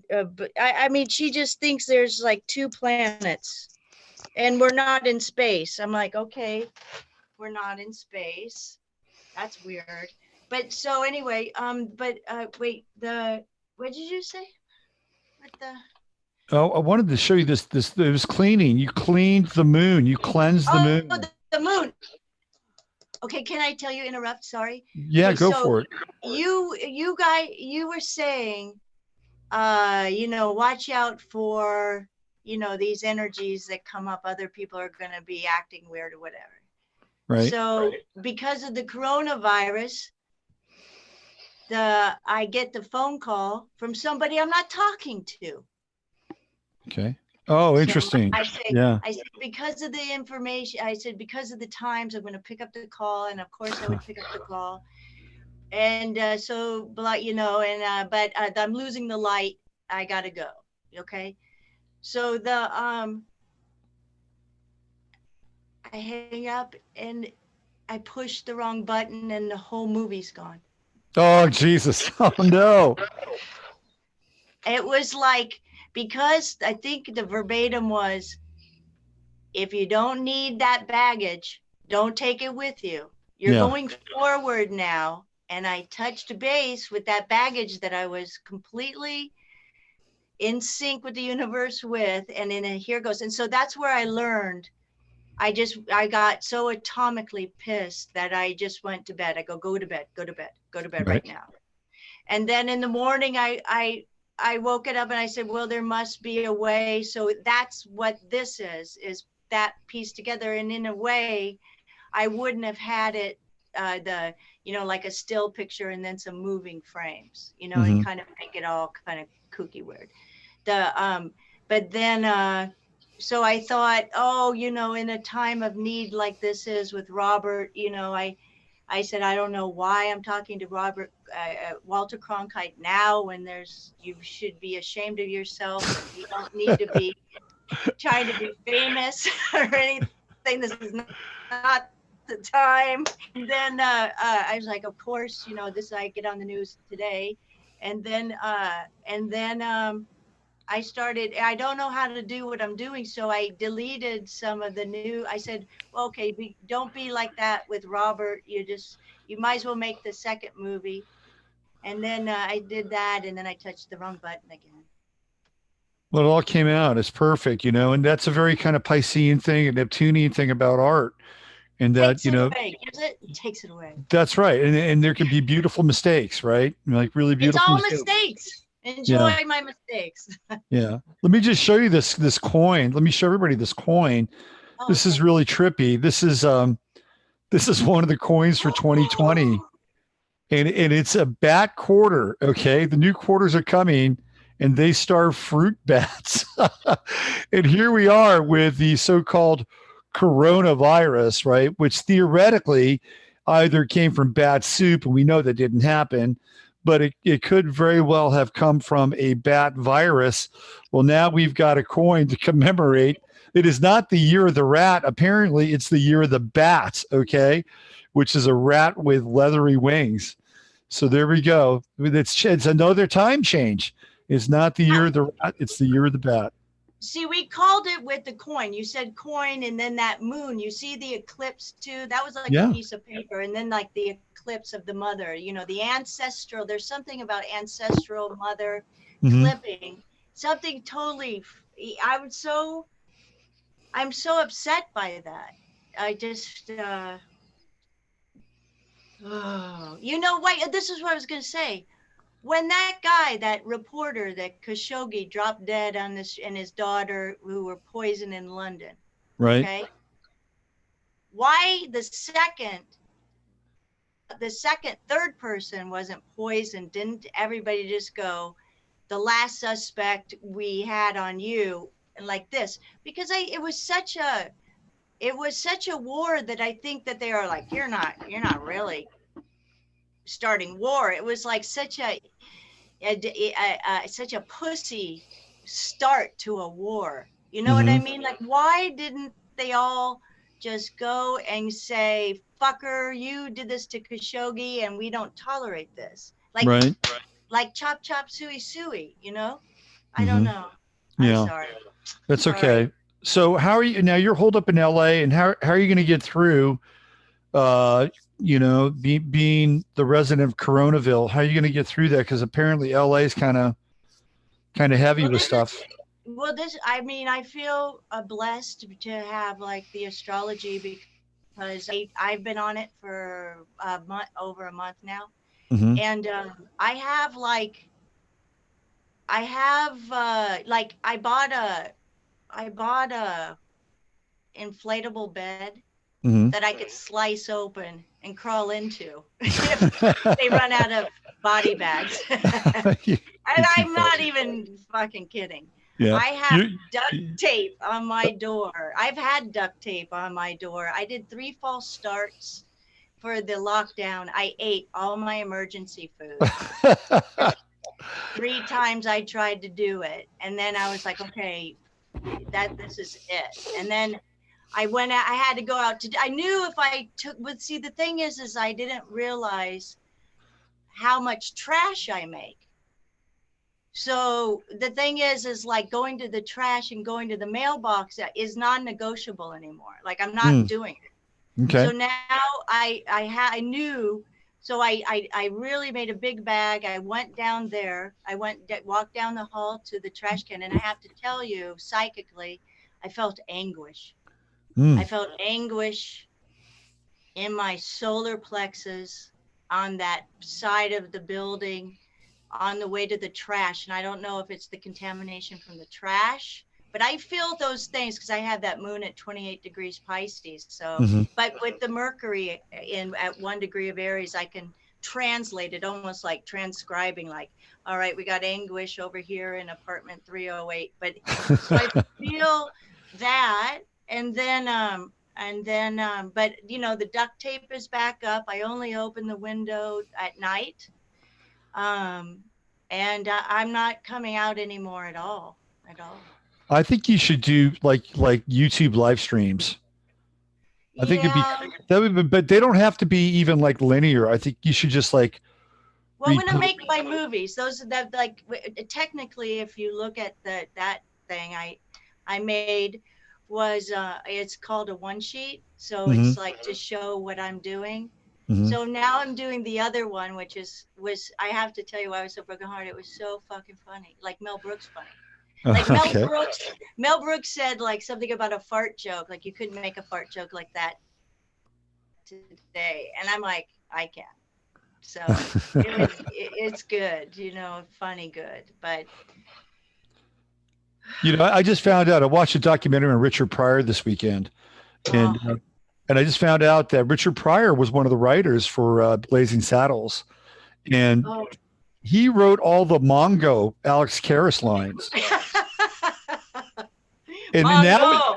Now when I know that Pryor wrote that stuff, it's like, oh, I get it. I could hear Richard Pryor in the character. I could totally hear him in that now. Yeah. I'm so lucky to be like,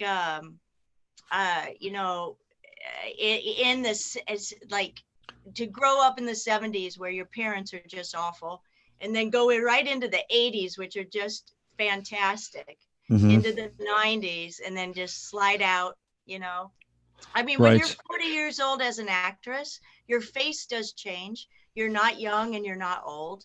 So you really should just like park it and come back at 50. So you could be like grandma, or something like that. I think 40 to 50, maybe you open a restaurant somewhere, right? Or something like that. Well, what the point of the story was Rain Pryor. I met her. Oh, yeah. His daughter. Interesting. Well, thanks for coming on and thanks for sharing your film. Thank you, Robert, so much. I really, I just can't thank you enough. And I just feel that, I have to just say one thing. Neptune was going over my MC three Mm-hmm. times, right? I Yep. have a, Yep. and it wasn't until Neptune went to 18 plus that I actually had support.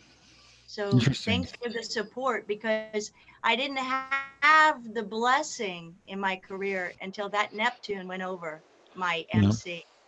So it's strange. I just thank you, because I feel like God is a part of my career, and that's Mm-hmm. so needed, for protection Oh, to say especially with that, Neptune. right? And now that you mentioned Neptune on the midheaven, that's like one of the most creative, I think, transits of Neptune, especially for art and film.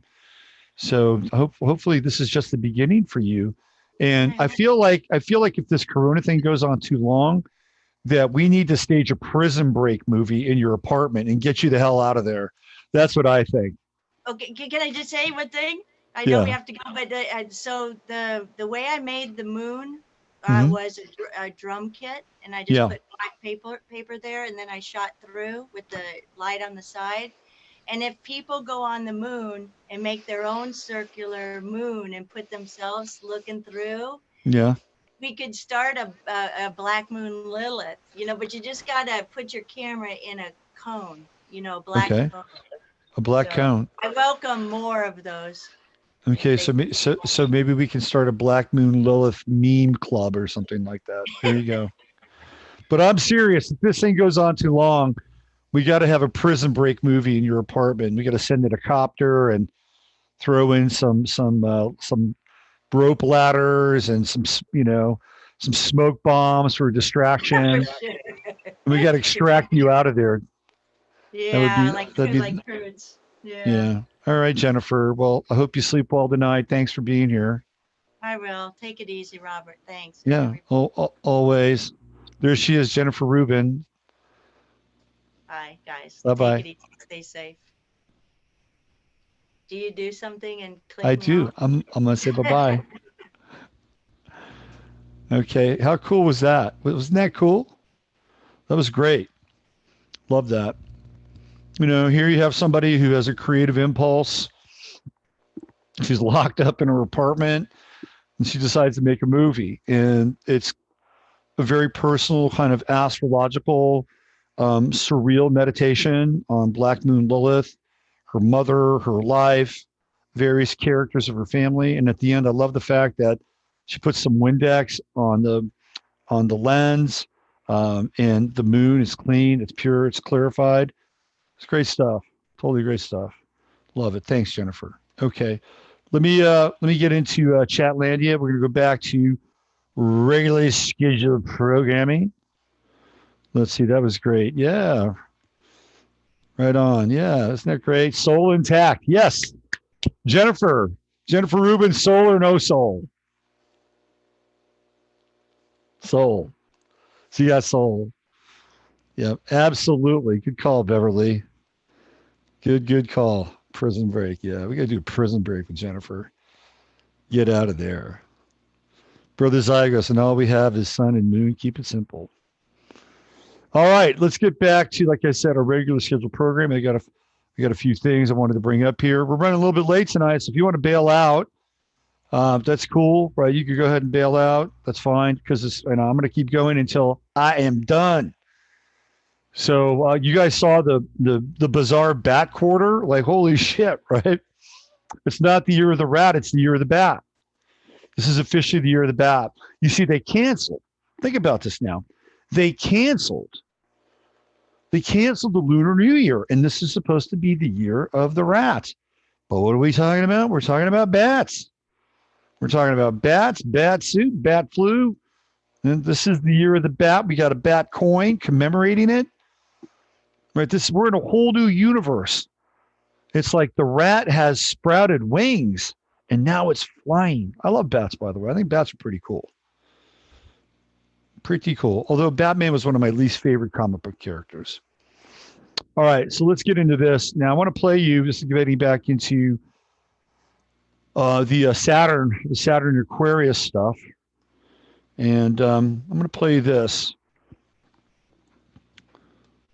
Some more video, courtesy of YouTube. Here we go. There he is. Oh my God. George H.W. Bush, 41. This is when he announces the New World Order. And this is in September 11th, 1991. Here we go.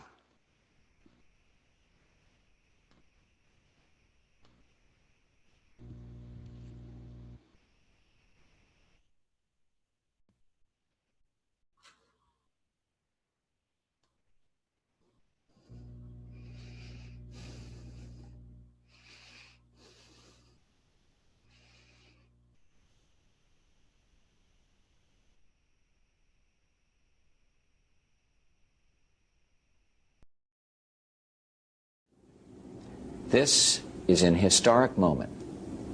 We have in this past year made great progress in ending the long era of conflict and Cold War. We have before us the opportunity to forge for ourselves and for future generations a new world order, a world where the rule of law, not the law of the jungle, governs the conduct of nations.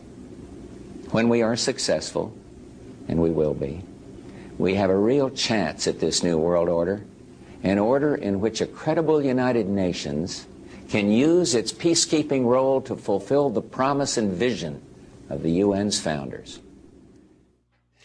Okay, now that is the first time he talks about it. And then he mentions the New World Order again, has another New World Order speech on 9/11/1991. Okay, hold on a second. What is this? Oh.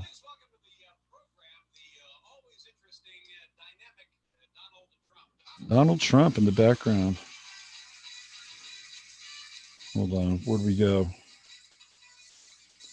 There it is. We're going to talk about Trump. Come on, stop it. There it is. Trump is a Letterman guest. So that's the first time he talks about it. And he talks about it again on 9/11/1991.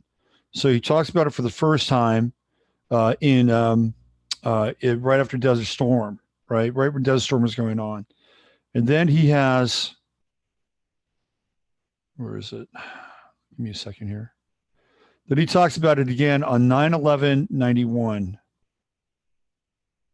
And that's not it. Hold on. Mass charts. All right, this is it right here.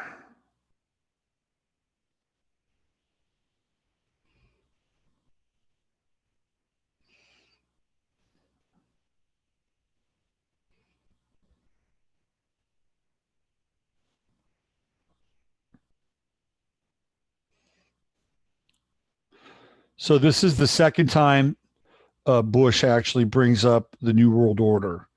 This is the second New World Order speech. The first one was on 1/19/01. So just before, obviously, going into Aquarius. So it's the end of Capricorn. So 9/11/91, we have Saturn at 0 Aquarius. Keep that in mind. That's an important aspect. And we also have the nodes again. This time the true node is in Capricorn, and then the south node is in Cancer. So we can see here that transiting Saturn is also at what? 0 degrees Aquarius. So it was a 30-year cycle, between here and here, right? So this is the second of the New World Order speeches. He gives it on 9/11/91, and it's what, 8 months, little less than 8 months before after he gave the New World Order speech on 1/19/20 21. So it's the second speech, right? And this is the last speech he will give talking about the New World Order, because in 1992, presidency would shift to William Jefferson Clinton. Okay. So I took that day, and then I took 311.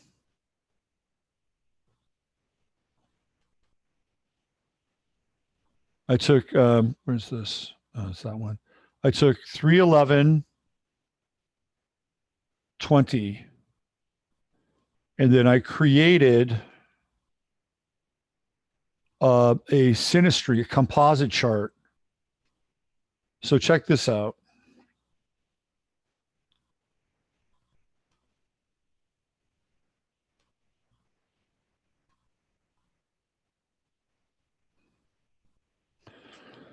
So I took 9/11/91 and then 3/11/20, and with 3/11/20, I used 9/11 p.m.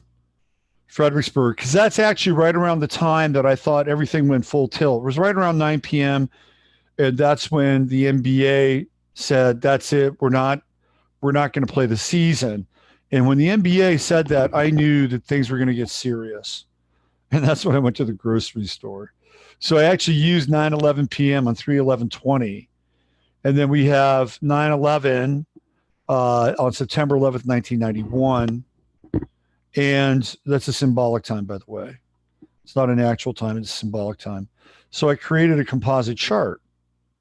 And what's interesting about the composite chart is the midheaven, which is in Cancer at 16 degrees, which we have Sirius, right? The dog star right at the top of the chart, right at the apex of the chart, fixed star Sirius. And as we know, Sirius is almost right at the same degree of the U.S. sun, which would put the U.S. sun right at the top here as well. So we have the true node in Aries, right, which is we're coming up on, like tomorrow is actually, I believe, 10 Aries. So the sun will be conjunct the true node in Aries starting tomorrow. When this is a very, of course, martial aspect with the composite true node in Aries. Very forceful, right?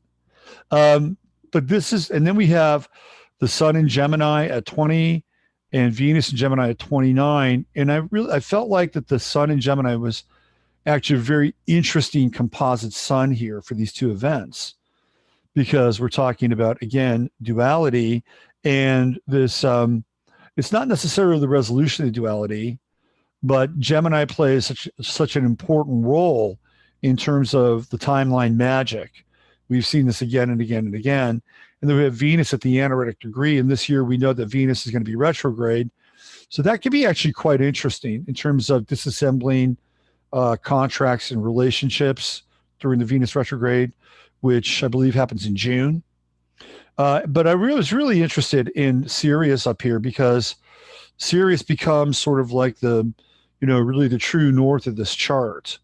And we know that Sirius plays a pretty significant role, both historically, cosmologically, that there are creation myths where Sirius comes up again and again and again.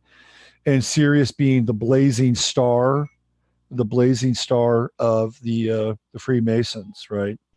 For the Freemasons, that's heaven. Okay, I found this on the web for its being a blazing star.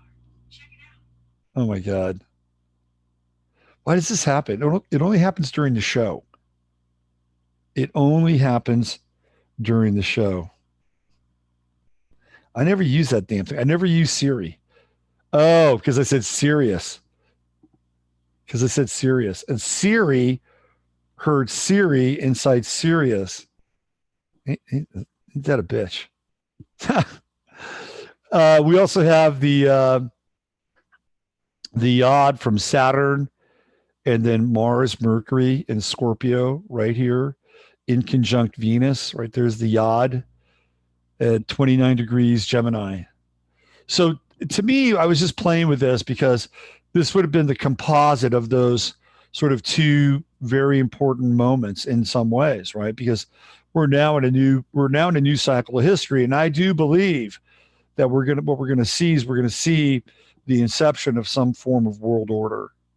That's where I think obviously this is headed. And Saturn is right there at 29. It's not quite exactly composite. Saturn Aquarius just a little bit. So it's the anaretic degree of Capricorn, which means that this is where Mars is going to be, which is where Mars is hanging out right now. And it's sort of like, this is it. This is the last degree to world domination. They got to figure it out here. It's like, stop everything. Let's make sure we have everything together before we kick this thing into Saturn and Aquarius. So, but again, my feeling about this chart, the thing that really grabbed me was Sirius on the midheaven, which is the esoteric guiding star for the Freemasons and one of the cosmological players in many, many different creation stories on the planet. All right, I'm almost talked out. I have so much to share tonight. I got a bunch of charts. Let me do one more. This is the one I wanted to talk about with Trump and with Cuomo. I'm gonna save Howard Storm for next week. Let's do it next week. Since Andrew Cuomo seems to be now the not the de facto, but they certainly are pimping him out to be the presidential hopeful / candidate of the Democrats. I thought, well, let's check out Cuomo, right? Let's check out Cuomo and Trump. We know Trump's chart. We know what it is. We know the time. He's got Mercury in Cancer, Venus, Saturn, Cancer. His Venus, Saturn is at, let's see, Venus is at 25, 20, what is it? Venus is at, you go in there a little bit. I should know this by heart by now. 29. So Trump has had Saturn opposing Venus in his chart. And he's going through the Saturn opposition. Wow, that's really intense in a lot of ways. Very intense. All right, let me back this off a little bit. So Trump, when you go through the Saturn opposition, I've talked about this before, and it happens when you are, let's see, 44 and then 74. And that's where Trump will be 74 in June, right? Which is going to be the Saturn opposition for him. It's already been through the Saturn opposition, but he hits 44. Saturn's already been there in the opposition place. He's got to do something different. He's got to flip, right? He's got to change the script. So here's what I think. This is what I think. I think basically Trump is going to run the table with whatever he's doing and whatever they're doing right now. And here's what I think is going to go down. I think Trump is going to wind up out Democrating and out progressiving the progressives and the Democrats. So what do I mean by that? I think what's going to happen is we're going to see the nationalization of certain industries and certain businesses and certain corporations, okay? And out of that nationalization, we're going to see a complete revamp of not just how Americans do business, how America does business, and who America does business with. Now, I've had this sneaking suspicion that they are going to, at some point, bring Canada and Mexico into the fray. They just signed the USCCA or whatever that is, USACC, which is basically the revamped version of NAFTA. So I think that they're going to go into the North American Union. That's what I think. I think that's where this is headed. I think that's the flag that's lowered and a new flag is raised. Now I'll tell you what they get out of this. Number one, there's a bigger like asset base, right? It's not just the United States, it's United States, Canada, and Mexico. They get to, guess what? Eliminate the borders. So by eliminating the borders, what does that do? It takes all the energy and all the drama out of the border issue, the illegal issue. Now the people from Mexico and south of Mexico can't be coyoted up here so that they can get into social programs and they can then be used by the people who are promoting those social programs in order to have their votes and then eventually flip, red to blue. That's going to go away. Trump will eliminate the immigration issue theoretically by doing this. That's my sense. I'm not advocating this, by the way. I'm just telling you that that's how I think this could go. That's the old flag for the new flag. And if he does that, it'll take the piss out of the Democrats. And what if now UBI and the $1,200 you're going to get a month, or for now, maybe that's going to be a new feature moving forward. Maybe not next month or the month after, but maybe 8 months from now, 9 months from now. What about medicine? Is medicine going to get revamped through this? Well, guess what the government is doing right now? So the federal government, check this out. Now, this is true. I'm not bullshitting you. I'm not making this up. Federal government said, well, the states can go out and be responsible for purchasing their ventilators during the coronavirus. Well, what is the federal government doing? They've been outbidding the states for the coronavirus ventilator equipment. And what's that all about? I mean, really, that's, in my mind, fairly bizarre. I mean, maybe this is Trump's way of saying, hey, California, we're going to outbid your ass for those ventilators. And and guess what, Gavin Newsom, you got to come to me, or you got to come to us. Or guess what, Mr. Cuomo, you got to come to me, you got to come to us. Maybe that's what it's about. Maybe that's where the power play is. Or maybe it's ultimately the federal government in some ways getting in and revamping everything, including medicine, the medical program, everything. Think about that for a moment. All right. So if they do that, well, that's done. And now the Democrats and the progressives, they can't bitch about health care. So he's taken away the migrant issue by basically saying, hey, look, we got a thing going on in Mexico. And Mexico is part of us now. And since they're part of us now, then guess what's going to happen? Well, they don't have to come here. Their standard of living is raised. They're getting a better shake. They're getting fairer trade. Now the need to come to the United States isn't there anymore. You see how this is going? So now he's eliminated some competition here, competition from the left. He eliminates the money. He eliminates the medical issue. What about the green economy? And I was talking about this today on Jimmy's show, and I could totally see this with Trump. And, that the days of oil are over. That the oil companies are not going to get their subsidies. So they're going to go to a renewable version of the economy. They're going to go to the renewable sort of green version. So what does that mean? It means that Trump will not be opposed to it. Because guess what? He's going to run it. His administration's going to run it. They're going to control how that looks. They're going to control who the business partners are because they're already lined up that way now. They're going to control the green narrative. So now you've got Trump essentially saying, okay, we're going to deal with the border issue by making things more equitable with Mexico, and we'll have our trade deal here, and maybe it also results in the raising of a new flag.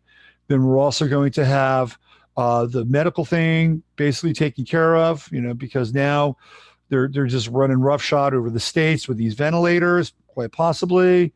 And then they're going to flip into the green economy. They're going to flip into renewables, and it doesn't really matter for Trump because he's a businessman.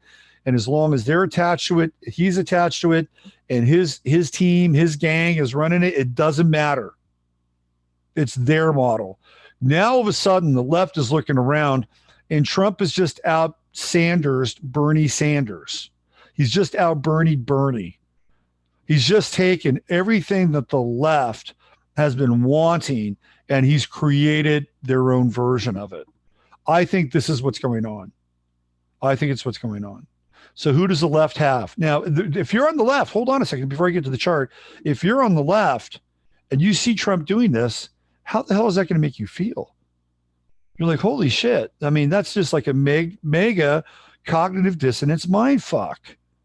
That all of a sudden Trump, and that Jared Kushner and that Ivanka and people like Paul Singer and Bernie Marcus and Sheldon Adelson and whoever else, they're just banging. They're banging to go in this direction, right? Because the petrodollar is going to die. It's going to die. It's already dead. Okay? It's already dead. So the whole thing with oil is going to become far less meaningless. That's why it's so cheap right now. Nobody can go anywhere. I mean, you can, but you can't do anything. So if the petrodollar dies, there's going to be a new currency. Out of the new currency, there's going to be a new social order. And it won't have a lot to do with petroleum. Trust me on that. So what's the left going to do? They're going to get slaughtered because Trump's going to do exactly what they do, only he's going to do it on his terms. And they're the ones that are going to control the narrative. They're going to control the social order, and they're going to control the purse strings around the green economy. So they're outflanking the left on this. For the rest of us, I guess we'll have to see. You know, because when we get into that, we get into Agenda 21, Agenda 2030, smart cities, 5G grids, your appliances spying on you and all that shit. Okay, so what does Trump have to do with, how does Cuomo stack up against Trump? First of all, Cuomo's Pluto is right on Trump's ascendant. That's pretty intense. So his Pluto is going to force Trump to change in some ways. Like Cuomo's Pluto is a challenge and almost a direct threat to Trump personally. And what does Trump have? He's got Mars there. That's war. Like he's going to be at war with Andrew Cuomo, but he's going up against Cuomo's Pluto. That's a formidable foe, Mars, Pluto. Very formidable, okay? Especially now when we deal with such extreme versions of theoretical reality.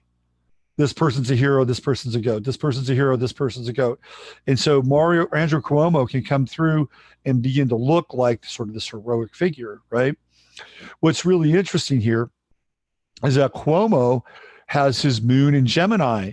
So Cuomo is the exact opposite of Trump. Wrap your head around that, right? So here we have Cuomo's Sun-Saturn conjunction.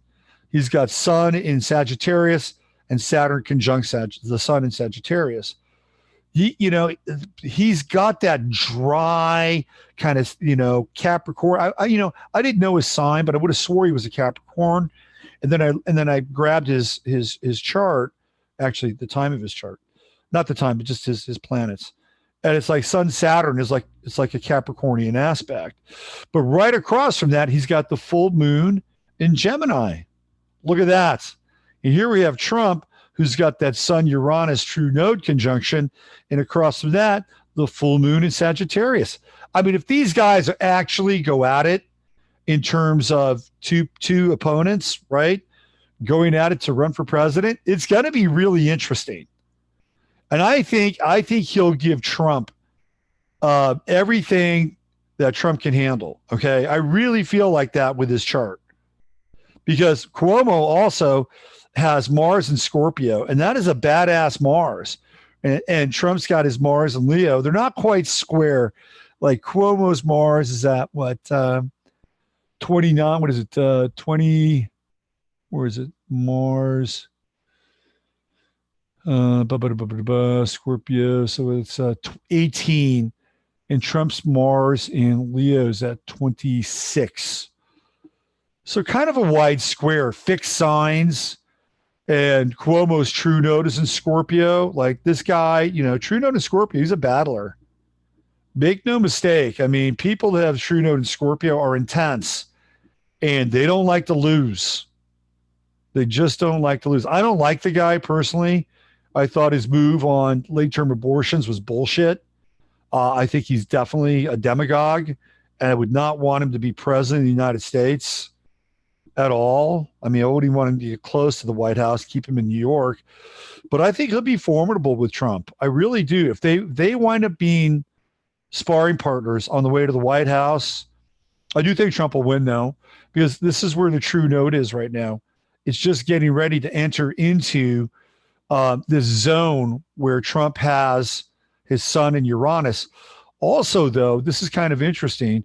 Cuomo has his part of fortune in Gemini in this chart. I can't specifically say he has it in Gemini because I don't know his actual birth time.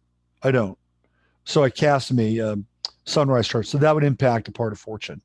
So let's back that off. But I do think with the true node in Gemini, in Trump's 10th house, that it's going to be the determinant factor. He's going to have his nodal return. I will say this, though, with the true node being right around, well, it won't be here in November. It won't be close to Cuomo's moon. If it was another year, maybe another 9 months, maybe if the election was being held in February, Cuomo would have to be the beneficiary of having that true node on his moon. But it's going to get to Trump's sun first.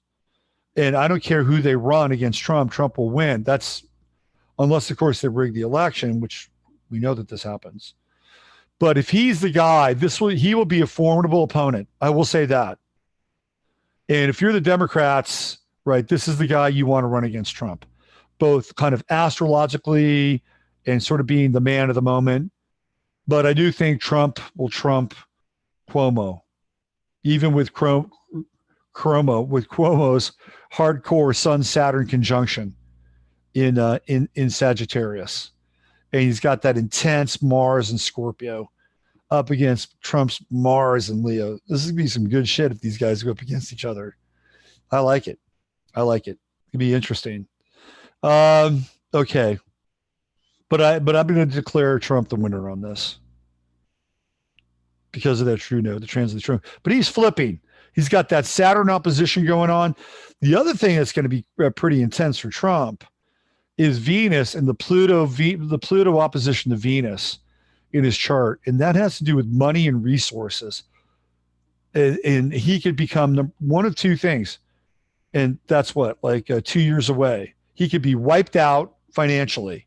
He could theoretically be wiped out financially, or he could be vested very intensely in acquiring a lot more resources and a lot more power within 2 years. And keep in mind, this is one of those phases when there's the Jupiter-Saturn conjunction, and it usually is an augur or an indicator of a president that is either assassinated or there's an assassination attempt. Okay? All right. Okay, I think that's it for tonight. So let me check in with Chatlandia. Let's see where you're at. And where are we? There we are. Okay. Cuomo, such an evil Venetian nobility. Also, he really is. He totally has that vibe, doesn't he? He has that vibe. Remember his black left eye. You know what I was thinking about is this guy, what's his name? Crenshaw, the guy from Texas, you know, with the patch on his eye. Do you know this guy? He's a congressman from Texas. I think his name's Crenshaw. He's got a new book coming out. He's now kind of a media darling. And I thought he was a really interesting symbol of this, you know, kind of buccaneer, kind of pirate vibe from patriot to pirate. This guy Crenshaw's got the eye patch on. Well, that's something to look forward to debate-wise. Yeah, I think so. Any predictions? 10 days of darkness. Buy lots of candles. Buy lots of candles. Buy lots of kerosene. Buy lots of Bacardi 151. Okay, because you can get really smashed with it, or you can use it to light things on fire. I don't know about the 10 days of darkness. I mean, theoretically, with Mars on Saturn, I mean, you know, look, the way reality is going, it could happen.